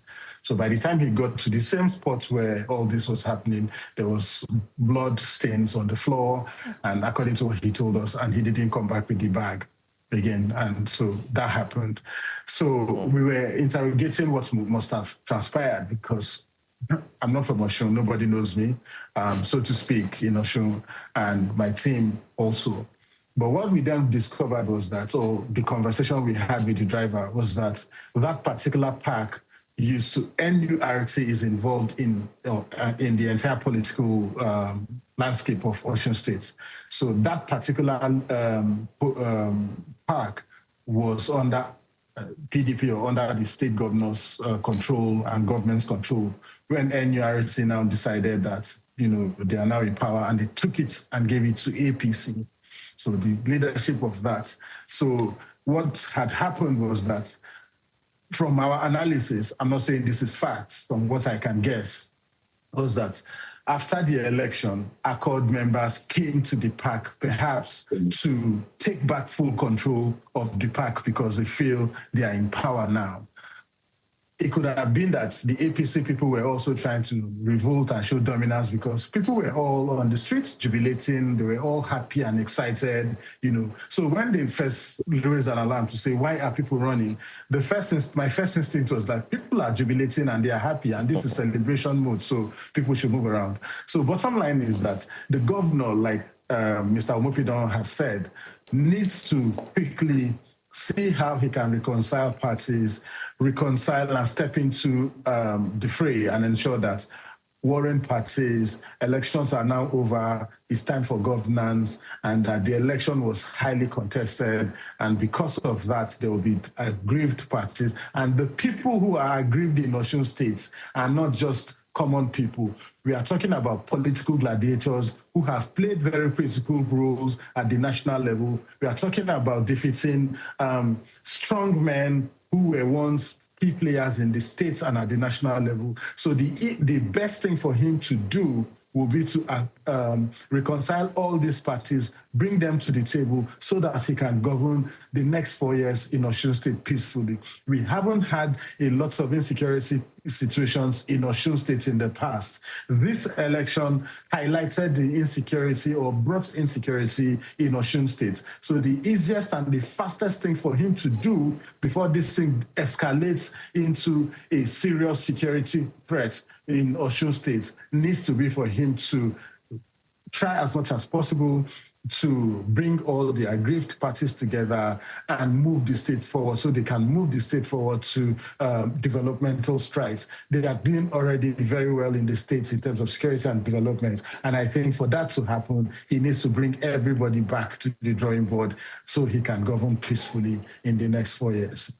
Thank you very much, Mr. Obono. And if you can, in less than a minute, Mr. Omipidan, as we wrap up this conversation, we've seen that Osun didn't turn out to be the bloodbath so many had predicted. And this is due to many factors. But come January 2027, we will not be able to deploy such an amount of security operatives on a national scale. We just don't have the resources and the strength for that. What would make those elections peaceful in 2027, and what work do we need to put in to ensure that the upcoming general elections are peaceful, free and fair? Well, for me, I must commend my colleague over there. Even though he has not lived in Osun, I can tell you that the analysis he gave with regards to the park was the true situation. I mean, is the true situation of things. The NUTRW, which is sympathetic to the APC, took over the park about a month or two ago, And usually in the South, it's common in the Southwest, once a party is in power, once they lose power, the other party, before swearing in, take over the path violently.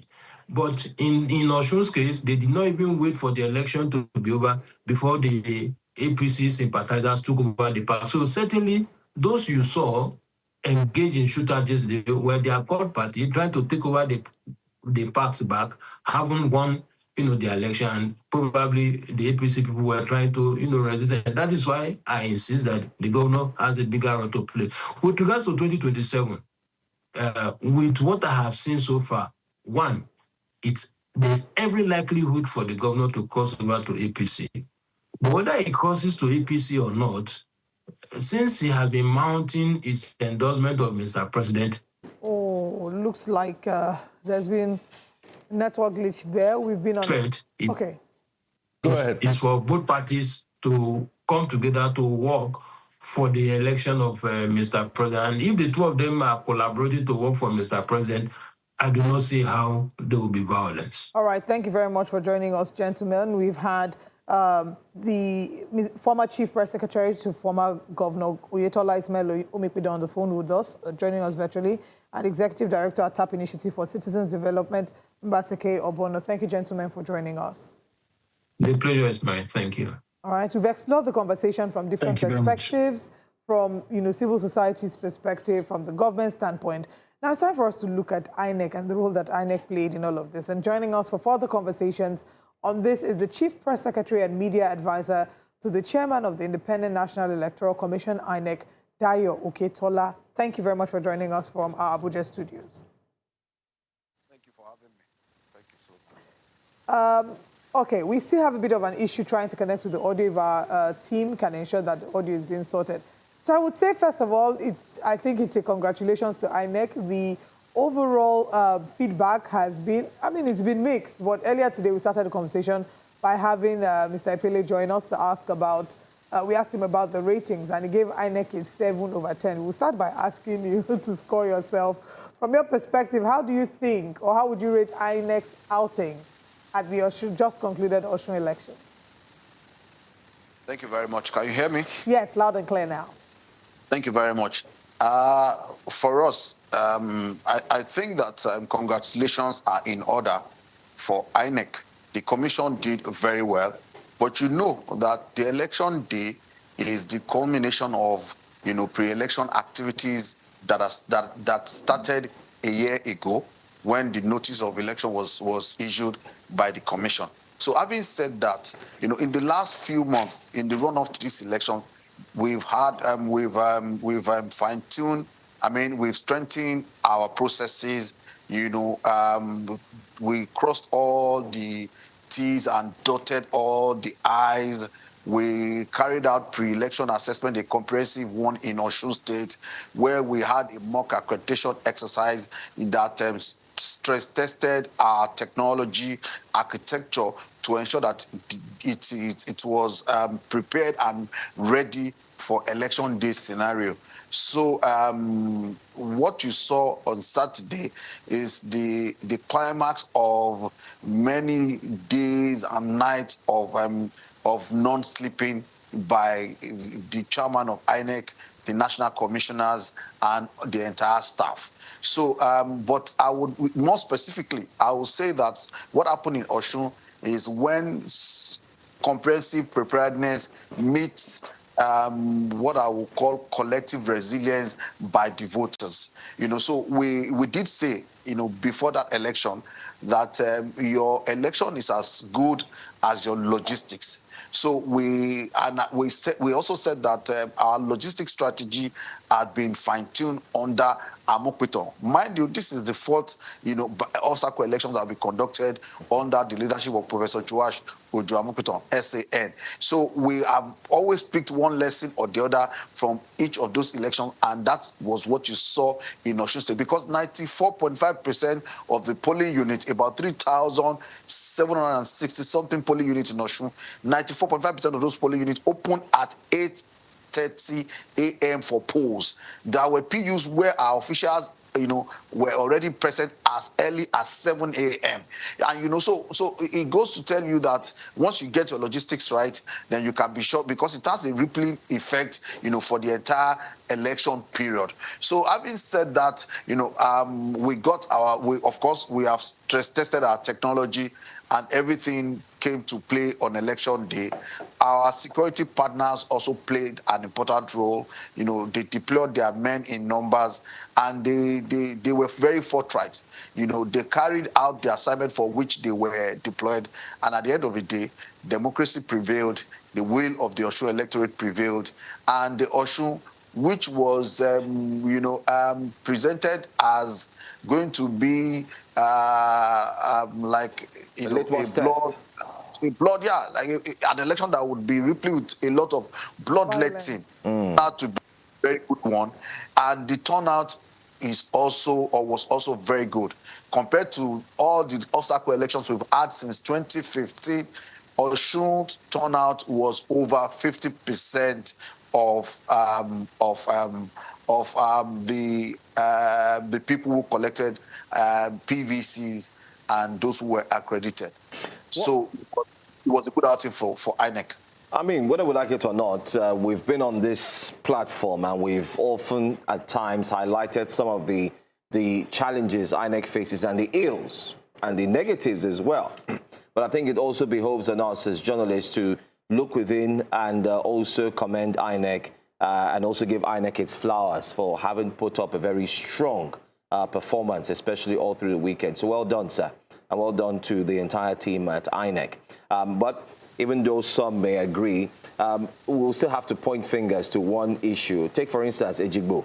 Only one BVAS was there. Could you share with us what the challenge is with BVAS in itself?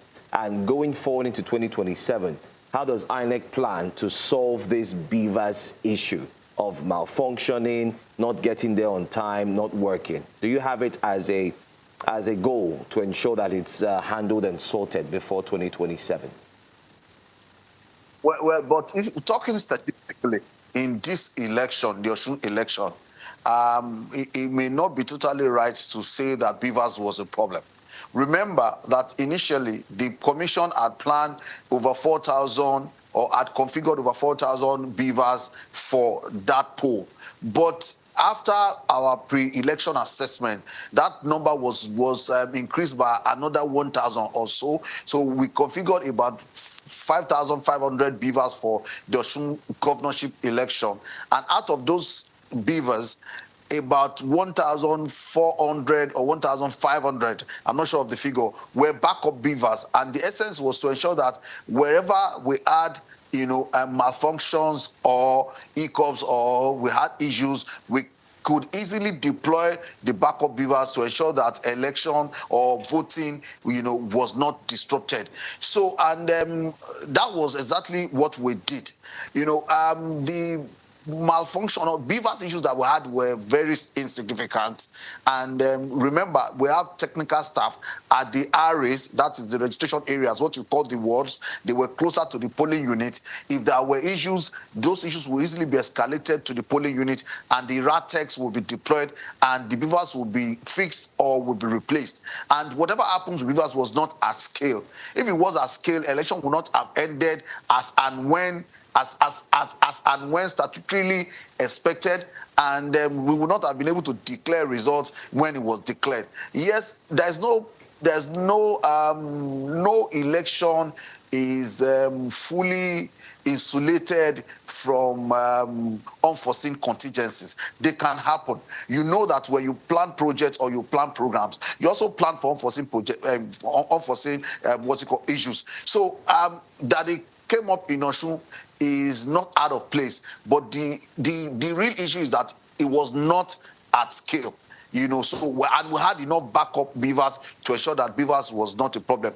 And of course, this will be replicated at scale in 2027, and we expect that things will go as planned. Remember, as I said earlier, once you get your logistics right, once polls open on time, statutorily at 8:30, you can almost have a seamless operations on an election day. But when you open polls at 11, you open at 11:30, you already know that there is problem, because it means that you cannot end the election until like 5 or 6. So having gotten our logistics right, we simply rode on that, and we had a beautiful outing in Osun State.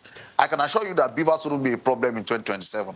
We'll hold you to your words, Mr. Oketola. Yes. Still talking about BVAS, another concern of electorates and observers was that the speed at which results were uploaded onto the IREV portal. There are questions around the model, the Android operating system model that is being used, that if there's a need for an upgrade so as to increase the speed. Could you put us up to speed with that? And if there are plans in the pipeline to increase the upload speed?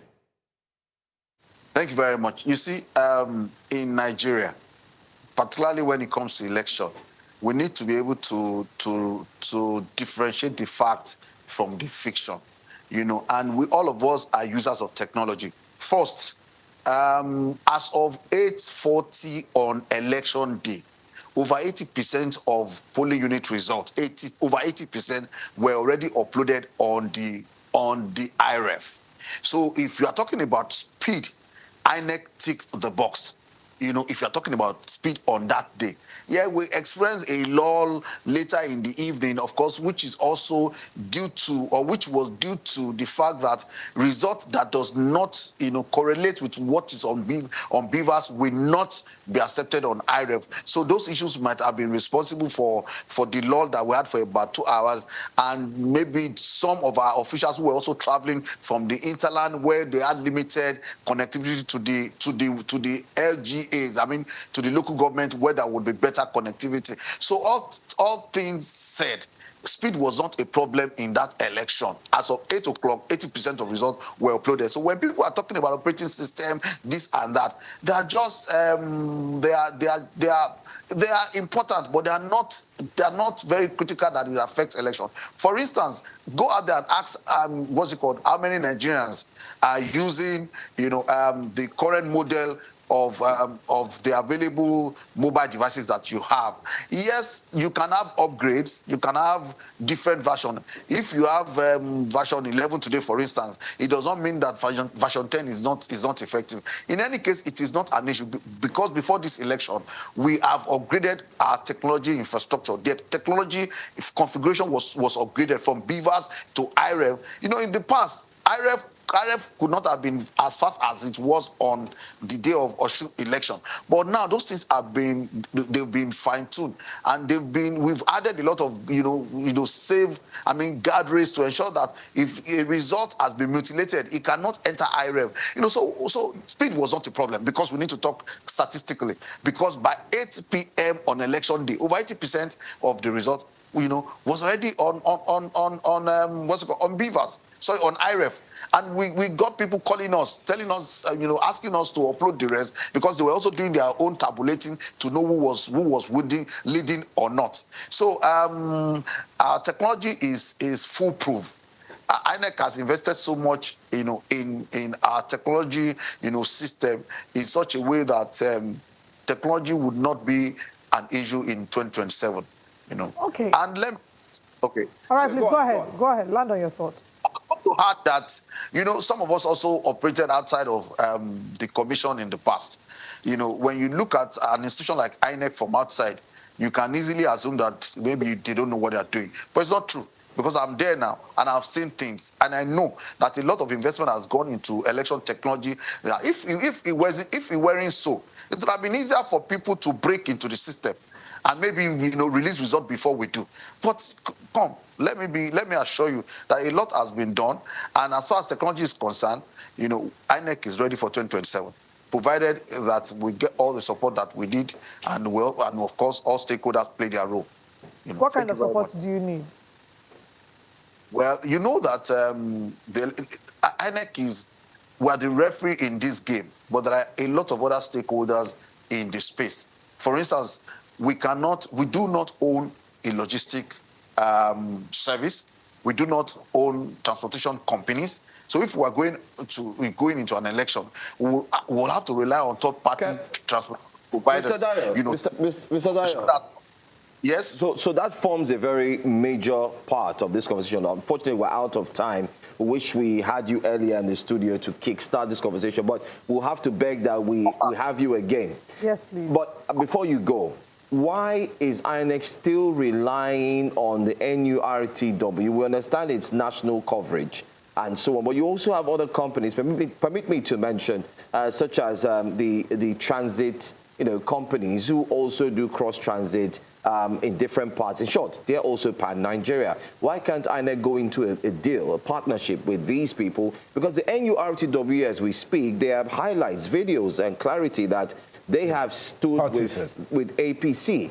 So why is INEC still, working with them? Why can't INEC look at these other independent business bodies, sign an agreement, and make it easier for Nigerians to have more belief? Fantastic. For the record, we are not only working with NURTW. We have signed MOUs with 3 transport unions that are supporting us in our election. It's not just NURTW. That's number one. Then number 2, if you understand the logistic requirement for an election, the logistics requirement for election is probably the largest peacetime logistic deployment you can find anywhere. You don't want to go into an election, not being sure of the reach of your transport providers. So that explains why we rely on some of these unions who have, national spread. But of course, we have also done our homework. Some of the requirements, very strict requirements, is that partisan, drivers are never engaged for election purposes. And you can go and find out. That is why we had a seamless run in Osun State. Partisan, because we deal with the national leadership of these unions. So they know those who are openly partisan and they know those who are not partisan. If you are openly partisan, you cannot, work, you cannot be part of the work for the election. Okay. That has for us. Okay, Mr. Oketola, we'll bring you back on this conversation because if I go ahead and ask more questions, we'll extend the time. We have a sponsored segment that's about to begin. But thank you so much for your time, and it's great speaking with you, and well done to INEC for Thank you, Mr. Oketola, for your time. Thank you very much. I'm very grateful. Thank you. Thank you. All right. We're going to a quick break. When we come back, we'll look at Nigeria's public debt. That's a different conversation, but stay with us after the break.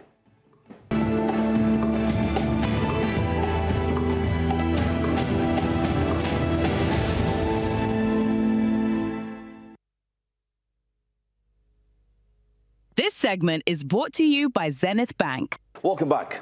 Nigeria's public debt has risen to about 159.28 trillion naira as of May 2026, raising fresh questions about the country's borrowing strategy, debt sustainability, and how borrowed funds are being deployed.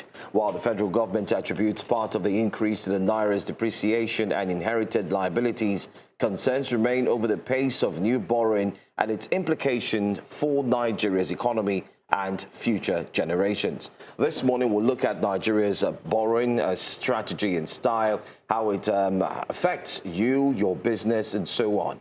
We have the principal partner at Woodridge and Scott Consulting. Mr. Segun Shopito joins us live in the studio. Good morning. Welcome. Good morning, Mr. Shopito. Good morning. Good to be here. Good to see you guys. Borrowing. Here we go again. And I'm going to start off first by looking at how far we've come when it comes to borrowing. Every single time, especially from the previous administration, we've seen borrowing. There's ways and means. We saw borrowing from the foreign countries, and all we get is it's being used for XYZ. Yet Nigerians are still questioning if these borrowings are necessary. We've heard that even bigger nations borrow. America is the biggest borrower in the world. I'm not talking about being a borrower. I mean, I had to say. So you Benga is a borrower. Pun intended. For real. That was a good one. Well done. What do you make of these borrowings, first off? There are several ways to look at it. On the one hand, you're right.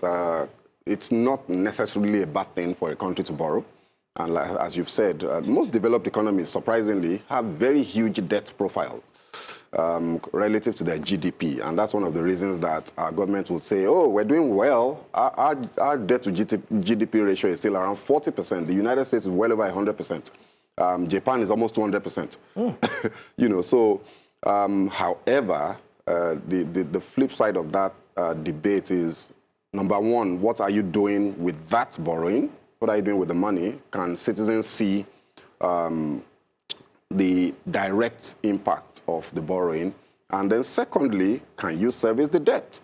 What does your borrowing do to your capacity to do other things? What does it do to flexibility in terms of funding, financing your national priorities, you know, and so on and so forth? So if you come from that angle, I think it is a bit disturbing, especially if you look at it from the perspective of how quickly things have escalated in the last 3 years.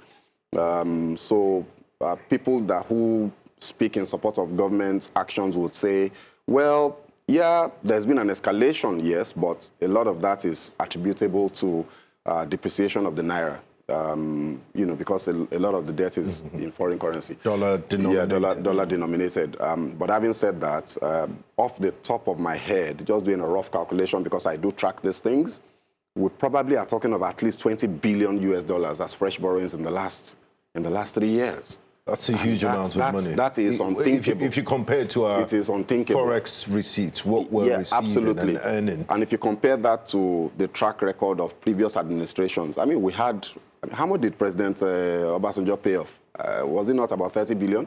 You know, so in 3 years, and that was legacy debt that had been accumulated over decades. So in 3 years, we've accumulated almost as much as what Obasanjo paid off. We have to be worried. So let's talk about the mechanism, the system for borrowing and the guardrails that are there.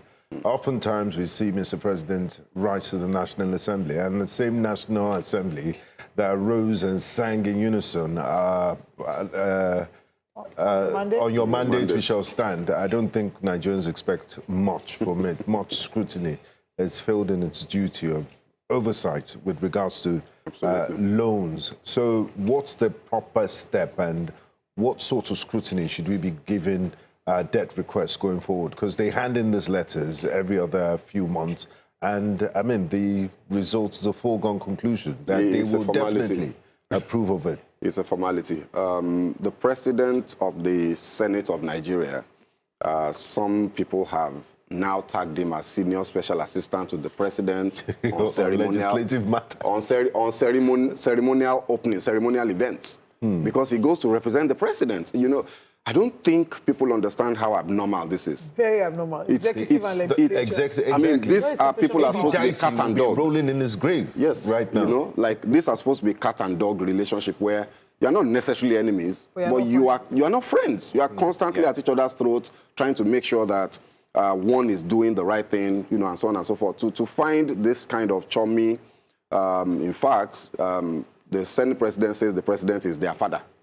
You know, that's how bad it is. So, given that context, it's not surprising that the request for new borrowings are a formality. The president knows that all he has to do is ask and it will be done. And it's not only just done, it's done without scrutiny, and it's done, you know, very quickly.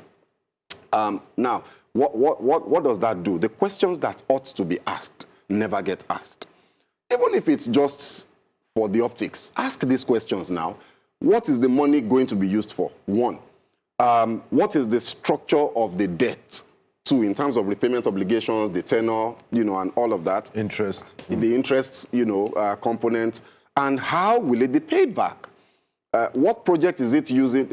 Are we using it for? Is that project going to generate the revenues by itself? Or are we going to rely on tax revenues or other sources of revenue to pay it off? Those questions never get asked, and we need to start asking that question every time, you know, there's a new borrowing request. So sadly, the Senate will not do that, and I think it's up to citizens to continue to, you know, hold the foot of the government, you know, in the fire. All right. Subsidy removal was a policy that, yes, garnered some criticism, but also garnered some support. It was supposed to free some money up. So if money was freed up, then why is that borrowing still this high? I mean, look, you get different answers depending on who you are speaking with, which is unfortunate because there should be only one answer. I'm glad we're speaking to Segun Showunmi this morning. Segun Showunmi. Sorry. So there should be only one answer. The answer is absolute clarity with regards to how much has been saved, who has gotten how much of that money, and what they are using it for. I've repeatedly stated that it's just simply not good enough that the president is now deflecting and pointing us in the direction of the governors when people ask what has happened to the subsidy savings. FAC allocation. Yeah. I mean, the governors did not remove subsidy. The president needs to remember this. But it was a policy of the president. The governors are getting more money now. Yes, they are. But he was the one that said our fiscal situation is dire. When an emergency, we must take subsidies out to save the country from collapse. Therefore, if you have taken the subsidies out, your decision, very brash, very sudden, you owe Nigerians accountability on the outcome, not the governors, right? So I expect somebody like, for example, the Minister of Finance, the new Minister of Finance, Mr. Dayo Oketola, who is very cerebral, very well-versed, a professional colleague, if I may say, right? I would expect that he would understand the importance of accountability and transparency in this conversation and deploy technology to achieve it. So, for example, you can have a dashboard where you are showing on a monthly basis FAC allocation to different states and subnational units. And on that same portal, showing what component of that receipt is as a result of subsidy removal. And on that same dashboard or portal, showing what is being used for. I don't think it's good enough for us to just say, oh, people that were owing salaries and pensions before are no longer owing. So you are saying that you threw Nigeria into the kind of hardship that we have experienced in the last 3 years so that we can pay salaries. That was not the promise. That was not the promise was that when subsidies are taken out, you will see improvement in social infrastructure, social services. You would invest that money in healthcare, in education, in transportation. And in 3 years, none of that has materialized. At best, we've seen tokenistic efforts, the CNG thing is a debacle. If you know any CNG station, the few as they are, people sleep there for days before they can get It's almost like the fuel scarcity days. So it's almost like you've taken people out of, you've extracted them from this situation where you can drive into a station. Well, it's their choice. And now they're just back to the terrible days under Buhari where you can't get fuel for 2 days. Okay. I like the fact that we've looked at it from the government aspect, all right? Yeah. And it's very key that we establish that while we have this conversation this morning, every Monday morning. The next phase we're going to go to now is to look at how it impacts heavily on businesses. SMEs at least make up, if not more, but 96% of Nigeria's business space, one of the highest in employment, contributes hugely, about 48% to the GDP. But how do these debts affect businesses from the SMEs? These are the conversations we're going to have. But let's go on a quick break. When we come back, we'll have that conversation. Stay with us.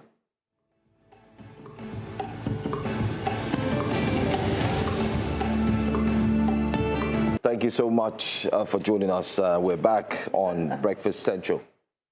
All right, let's continue our conversation right after the break. We're looking at, just during the break, we're discussing, most importantly, looking at the impact, how much, and so on. Benga said he wants to pay his own debts. I was asking for Mr. Dayo Oketola's contact so he can pay his own debts. Benga is the case. Yes, or debt management office. So that I can manage my own personal debt. So that when they say Nigeria owes, they know that Benga Borowa is not one of them. Even though your son name is borrower, sounds like you borrow is another Oro festival. Don't incur the wrath of the gods. Let's get back to session. All right. Small businesses. Yes. We've looked at it from the government aspect. Now, we're going to close that door and open the other doors. Let's calm down. Let's trickle down a bit. Small businesses in different states. When the government borrows, how does it affect the lady who has a salon? The one who runs a shop where she sells, groceries and so on. Another one who is busy trying to get into photography and own a photo studio. These are small businesses that employ people real time. How does it affect them? Well, I guess you could say that the impact is more of a long-term thing than an immediate one, because what happens when the government borrows is, first of all, I mean, borrow as heavily as the Nigerian government is doing, and with the effect that the borrowing is having on the free cash flow, so to speak, that the government has to do other things. Nigeria is still spending about 70% of its revenues on debt servicing. That is absolutely. I mean, if the head of a family does that, he will be looked at as an irresponsible Even the person. children will start revolt. You know, advising you that, Daddy, don't you think you need to do better, right? 60 to 70% of our revenues go into debt service. So what that means is that the government does not have enough money to invest in the things that those people need to do well. For example, electricity. You know, when you speak of SMEs, one of the biggest problems that they face today is power supply. And you can't do without it. So you have to make arrangements, either because by buying petrol or diesel at the rates that we know they are, or by finding a way to put some sort of alternative energy supply in place. Either way, it's expensive. And that constricts your profit as a business. You know, so meanwhile, because your debt service obligations is taking so much of your revenues, you are forced to continue to borrow. So we're trapped in this debt cycle where your debt, if you look at the deficit, the amount of money that, is financed by deficit in the budget. Two, the amount of the budget that goes into debt service obligations in the budget itself. I mean, 33%, 30% or thereabouts of the budgeted numbers for 2025 budget was for debt service. 30%. You know, these things are crisis level numbers. These are things that should cause us to stop and say, no, hard stop, we've got to fix this. That was actually going to be my next question, because I would imagine that in any home, you all have homes. If more than half of your income was going into debt servicing, it would call for a crisis situation. Yeah, absolutely. All the alarm bells will go. Absolutely. So the question is, why isn't that same level of panic? Maybe panic is not the word I want to use, but why aren't we as worried or alarmed by this at the national level as would be if it was in a family? And they say we are not the only family. Look at Japan, look at US. Yeah, exactly. so now, to take the example of Japan and US, their tax revenue to GDP ratios are significantly higher. The revenue to GDP. Revenue. So you are talking 30%, 25%, up to 40% in some cases. Nigeria's number is still hovering around 10%. And it was as bad as 6% just 3 years ago under Buhari. Wow. So this president's efforts towards ramping up revenue has made that picture a bit better, but it's nowhere near where it can be, where it should be.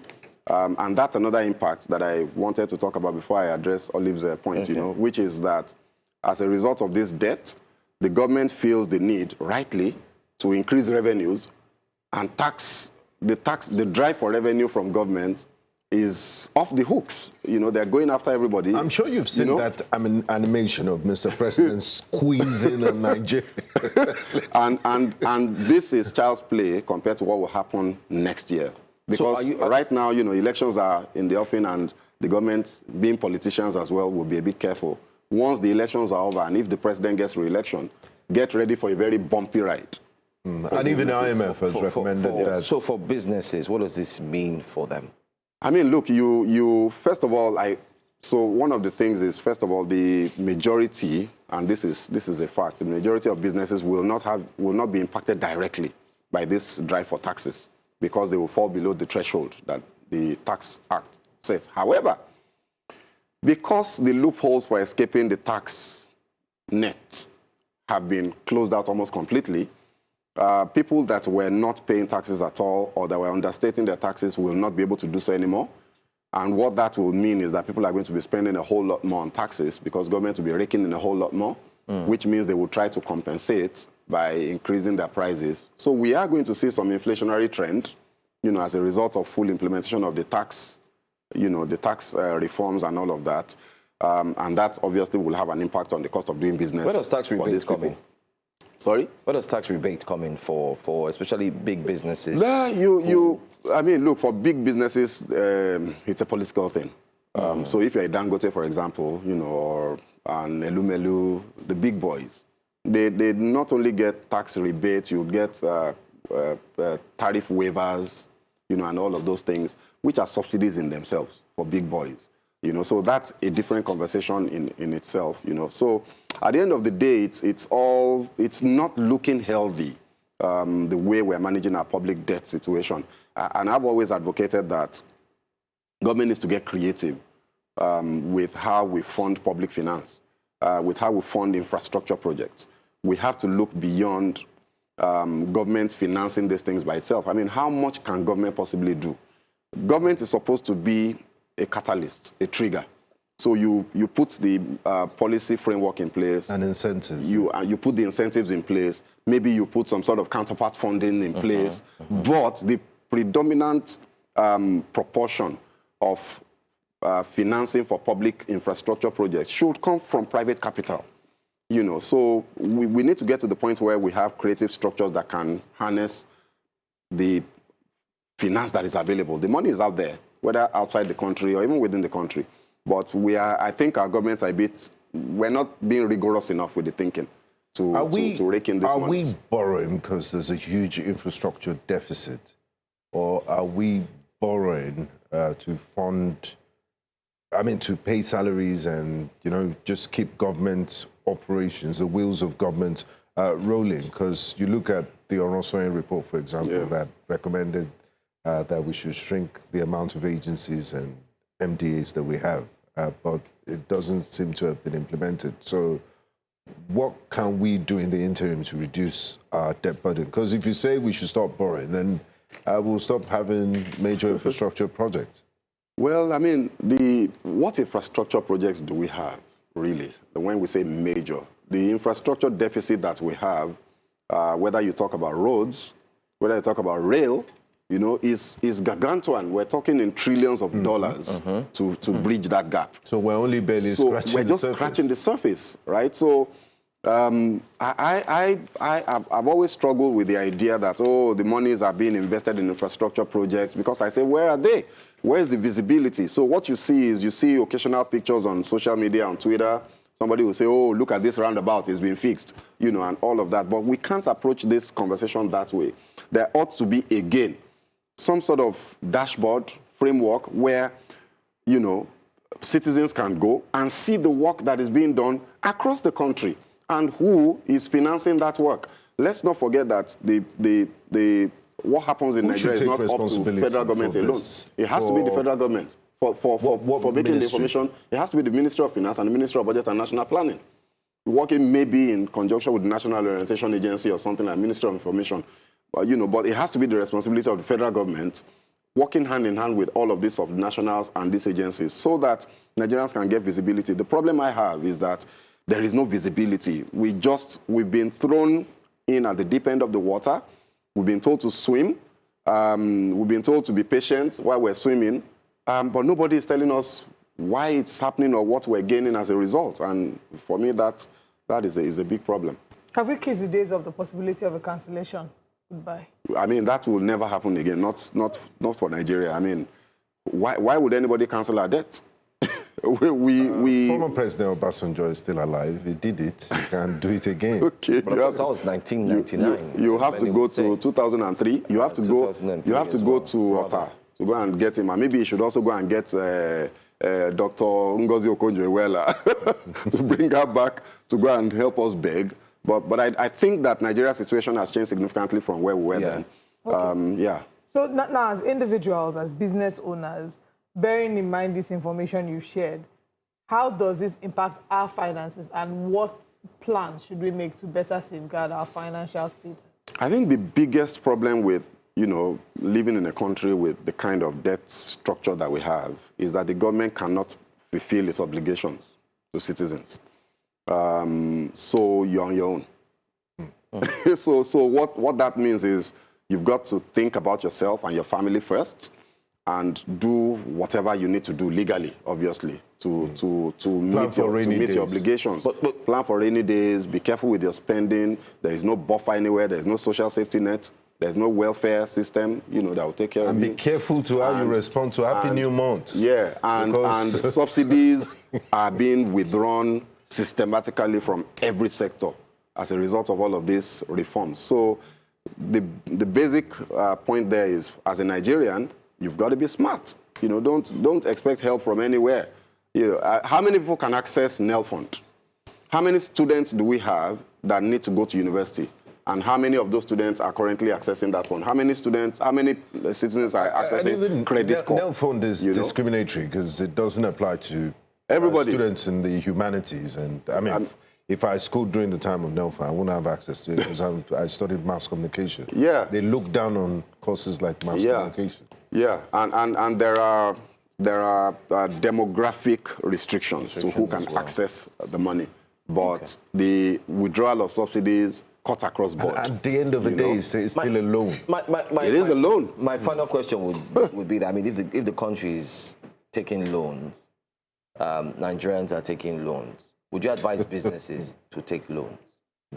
Debt in itself is never a problem. And I always tell, maybe because I used to be a banker, you know, debt is not a problem. It's what you do with it. What did you borrow it for? So if you're going to take a loan and you're investing it in income-generating franchise projects, projects, you know, then that's okay. If the loan can pay itself back, and obviously you must have done your homework properly, so things don't go wrong. Your homework, there could be another homework, which could lead to, you know, absolutely, absolutely, so absolutely. That's life. As a babe now, I cannot take debt to buy very nice human hair. No. Please, I beg you, don't use loan to buy human hair unless you are going to sell it. Exactly. If you are buying the human hair because you want to also sell it, so you buy one for yourself and then buy another 10. Because management to look and say, Olive is so beautiful, we need to increase that. Olive, my birthday next year, I'm sorry, the Ashwebi will be out. I'm not going to advise you. Keep some money aside for to my do birthday. that. Oh my goodness. Oh, I see. My final question, as we wrap up, to have I just want to ask, so in the area of FDIs... Joe, that's your fourth final question. Yeah, I mean, final. Final. In the area of FDIs, you know, capitalists, and then you have multi-currency businesses. Does debt affect all of that? Not necessarily. FDIs are FDIs. What drives that is the investment climate, which is not very attractive at the moment. That's why you are saying that you are not getting enough FDIs, you are getting FPIs. You are getting portfolio investment, which is hot money, as against direct investment, which is, you know, productive, you know, and all of that. So the investment climate, the macroeconomic indicators, those are the things that are going to bring in the FDIs, not necessarily your debt profile. Debt is all about how well you're able to manage all of the factors surrounding the debt itself. So I wouldn't want to draw a direct parallel between the two. Thank you, Mr. Shukito. Always a pleasure speaking with you. And as part of my own personal feedback from this conversation on planning for the rainy day, I have decided not to be responding to Happy New Month or wishing people happy birthday billing, on WhatsApp because anytime. the billing will follow. Should I tell you what happened? Should I tell you what happened to my friend? I know he may be watching. If he's not, I'm going to mention his name, Matthew Edafe. While he was sharing his number to people who were together last month, he said, please, as you have my number, please do not send me Happy New Month or Happy New Week. I don't want those messages. And I was shocked. Happy New Month in advance, Joe.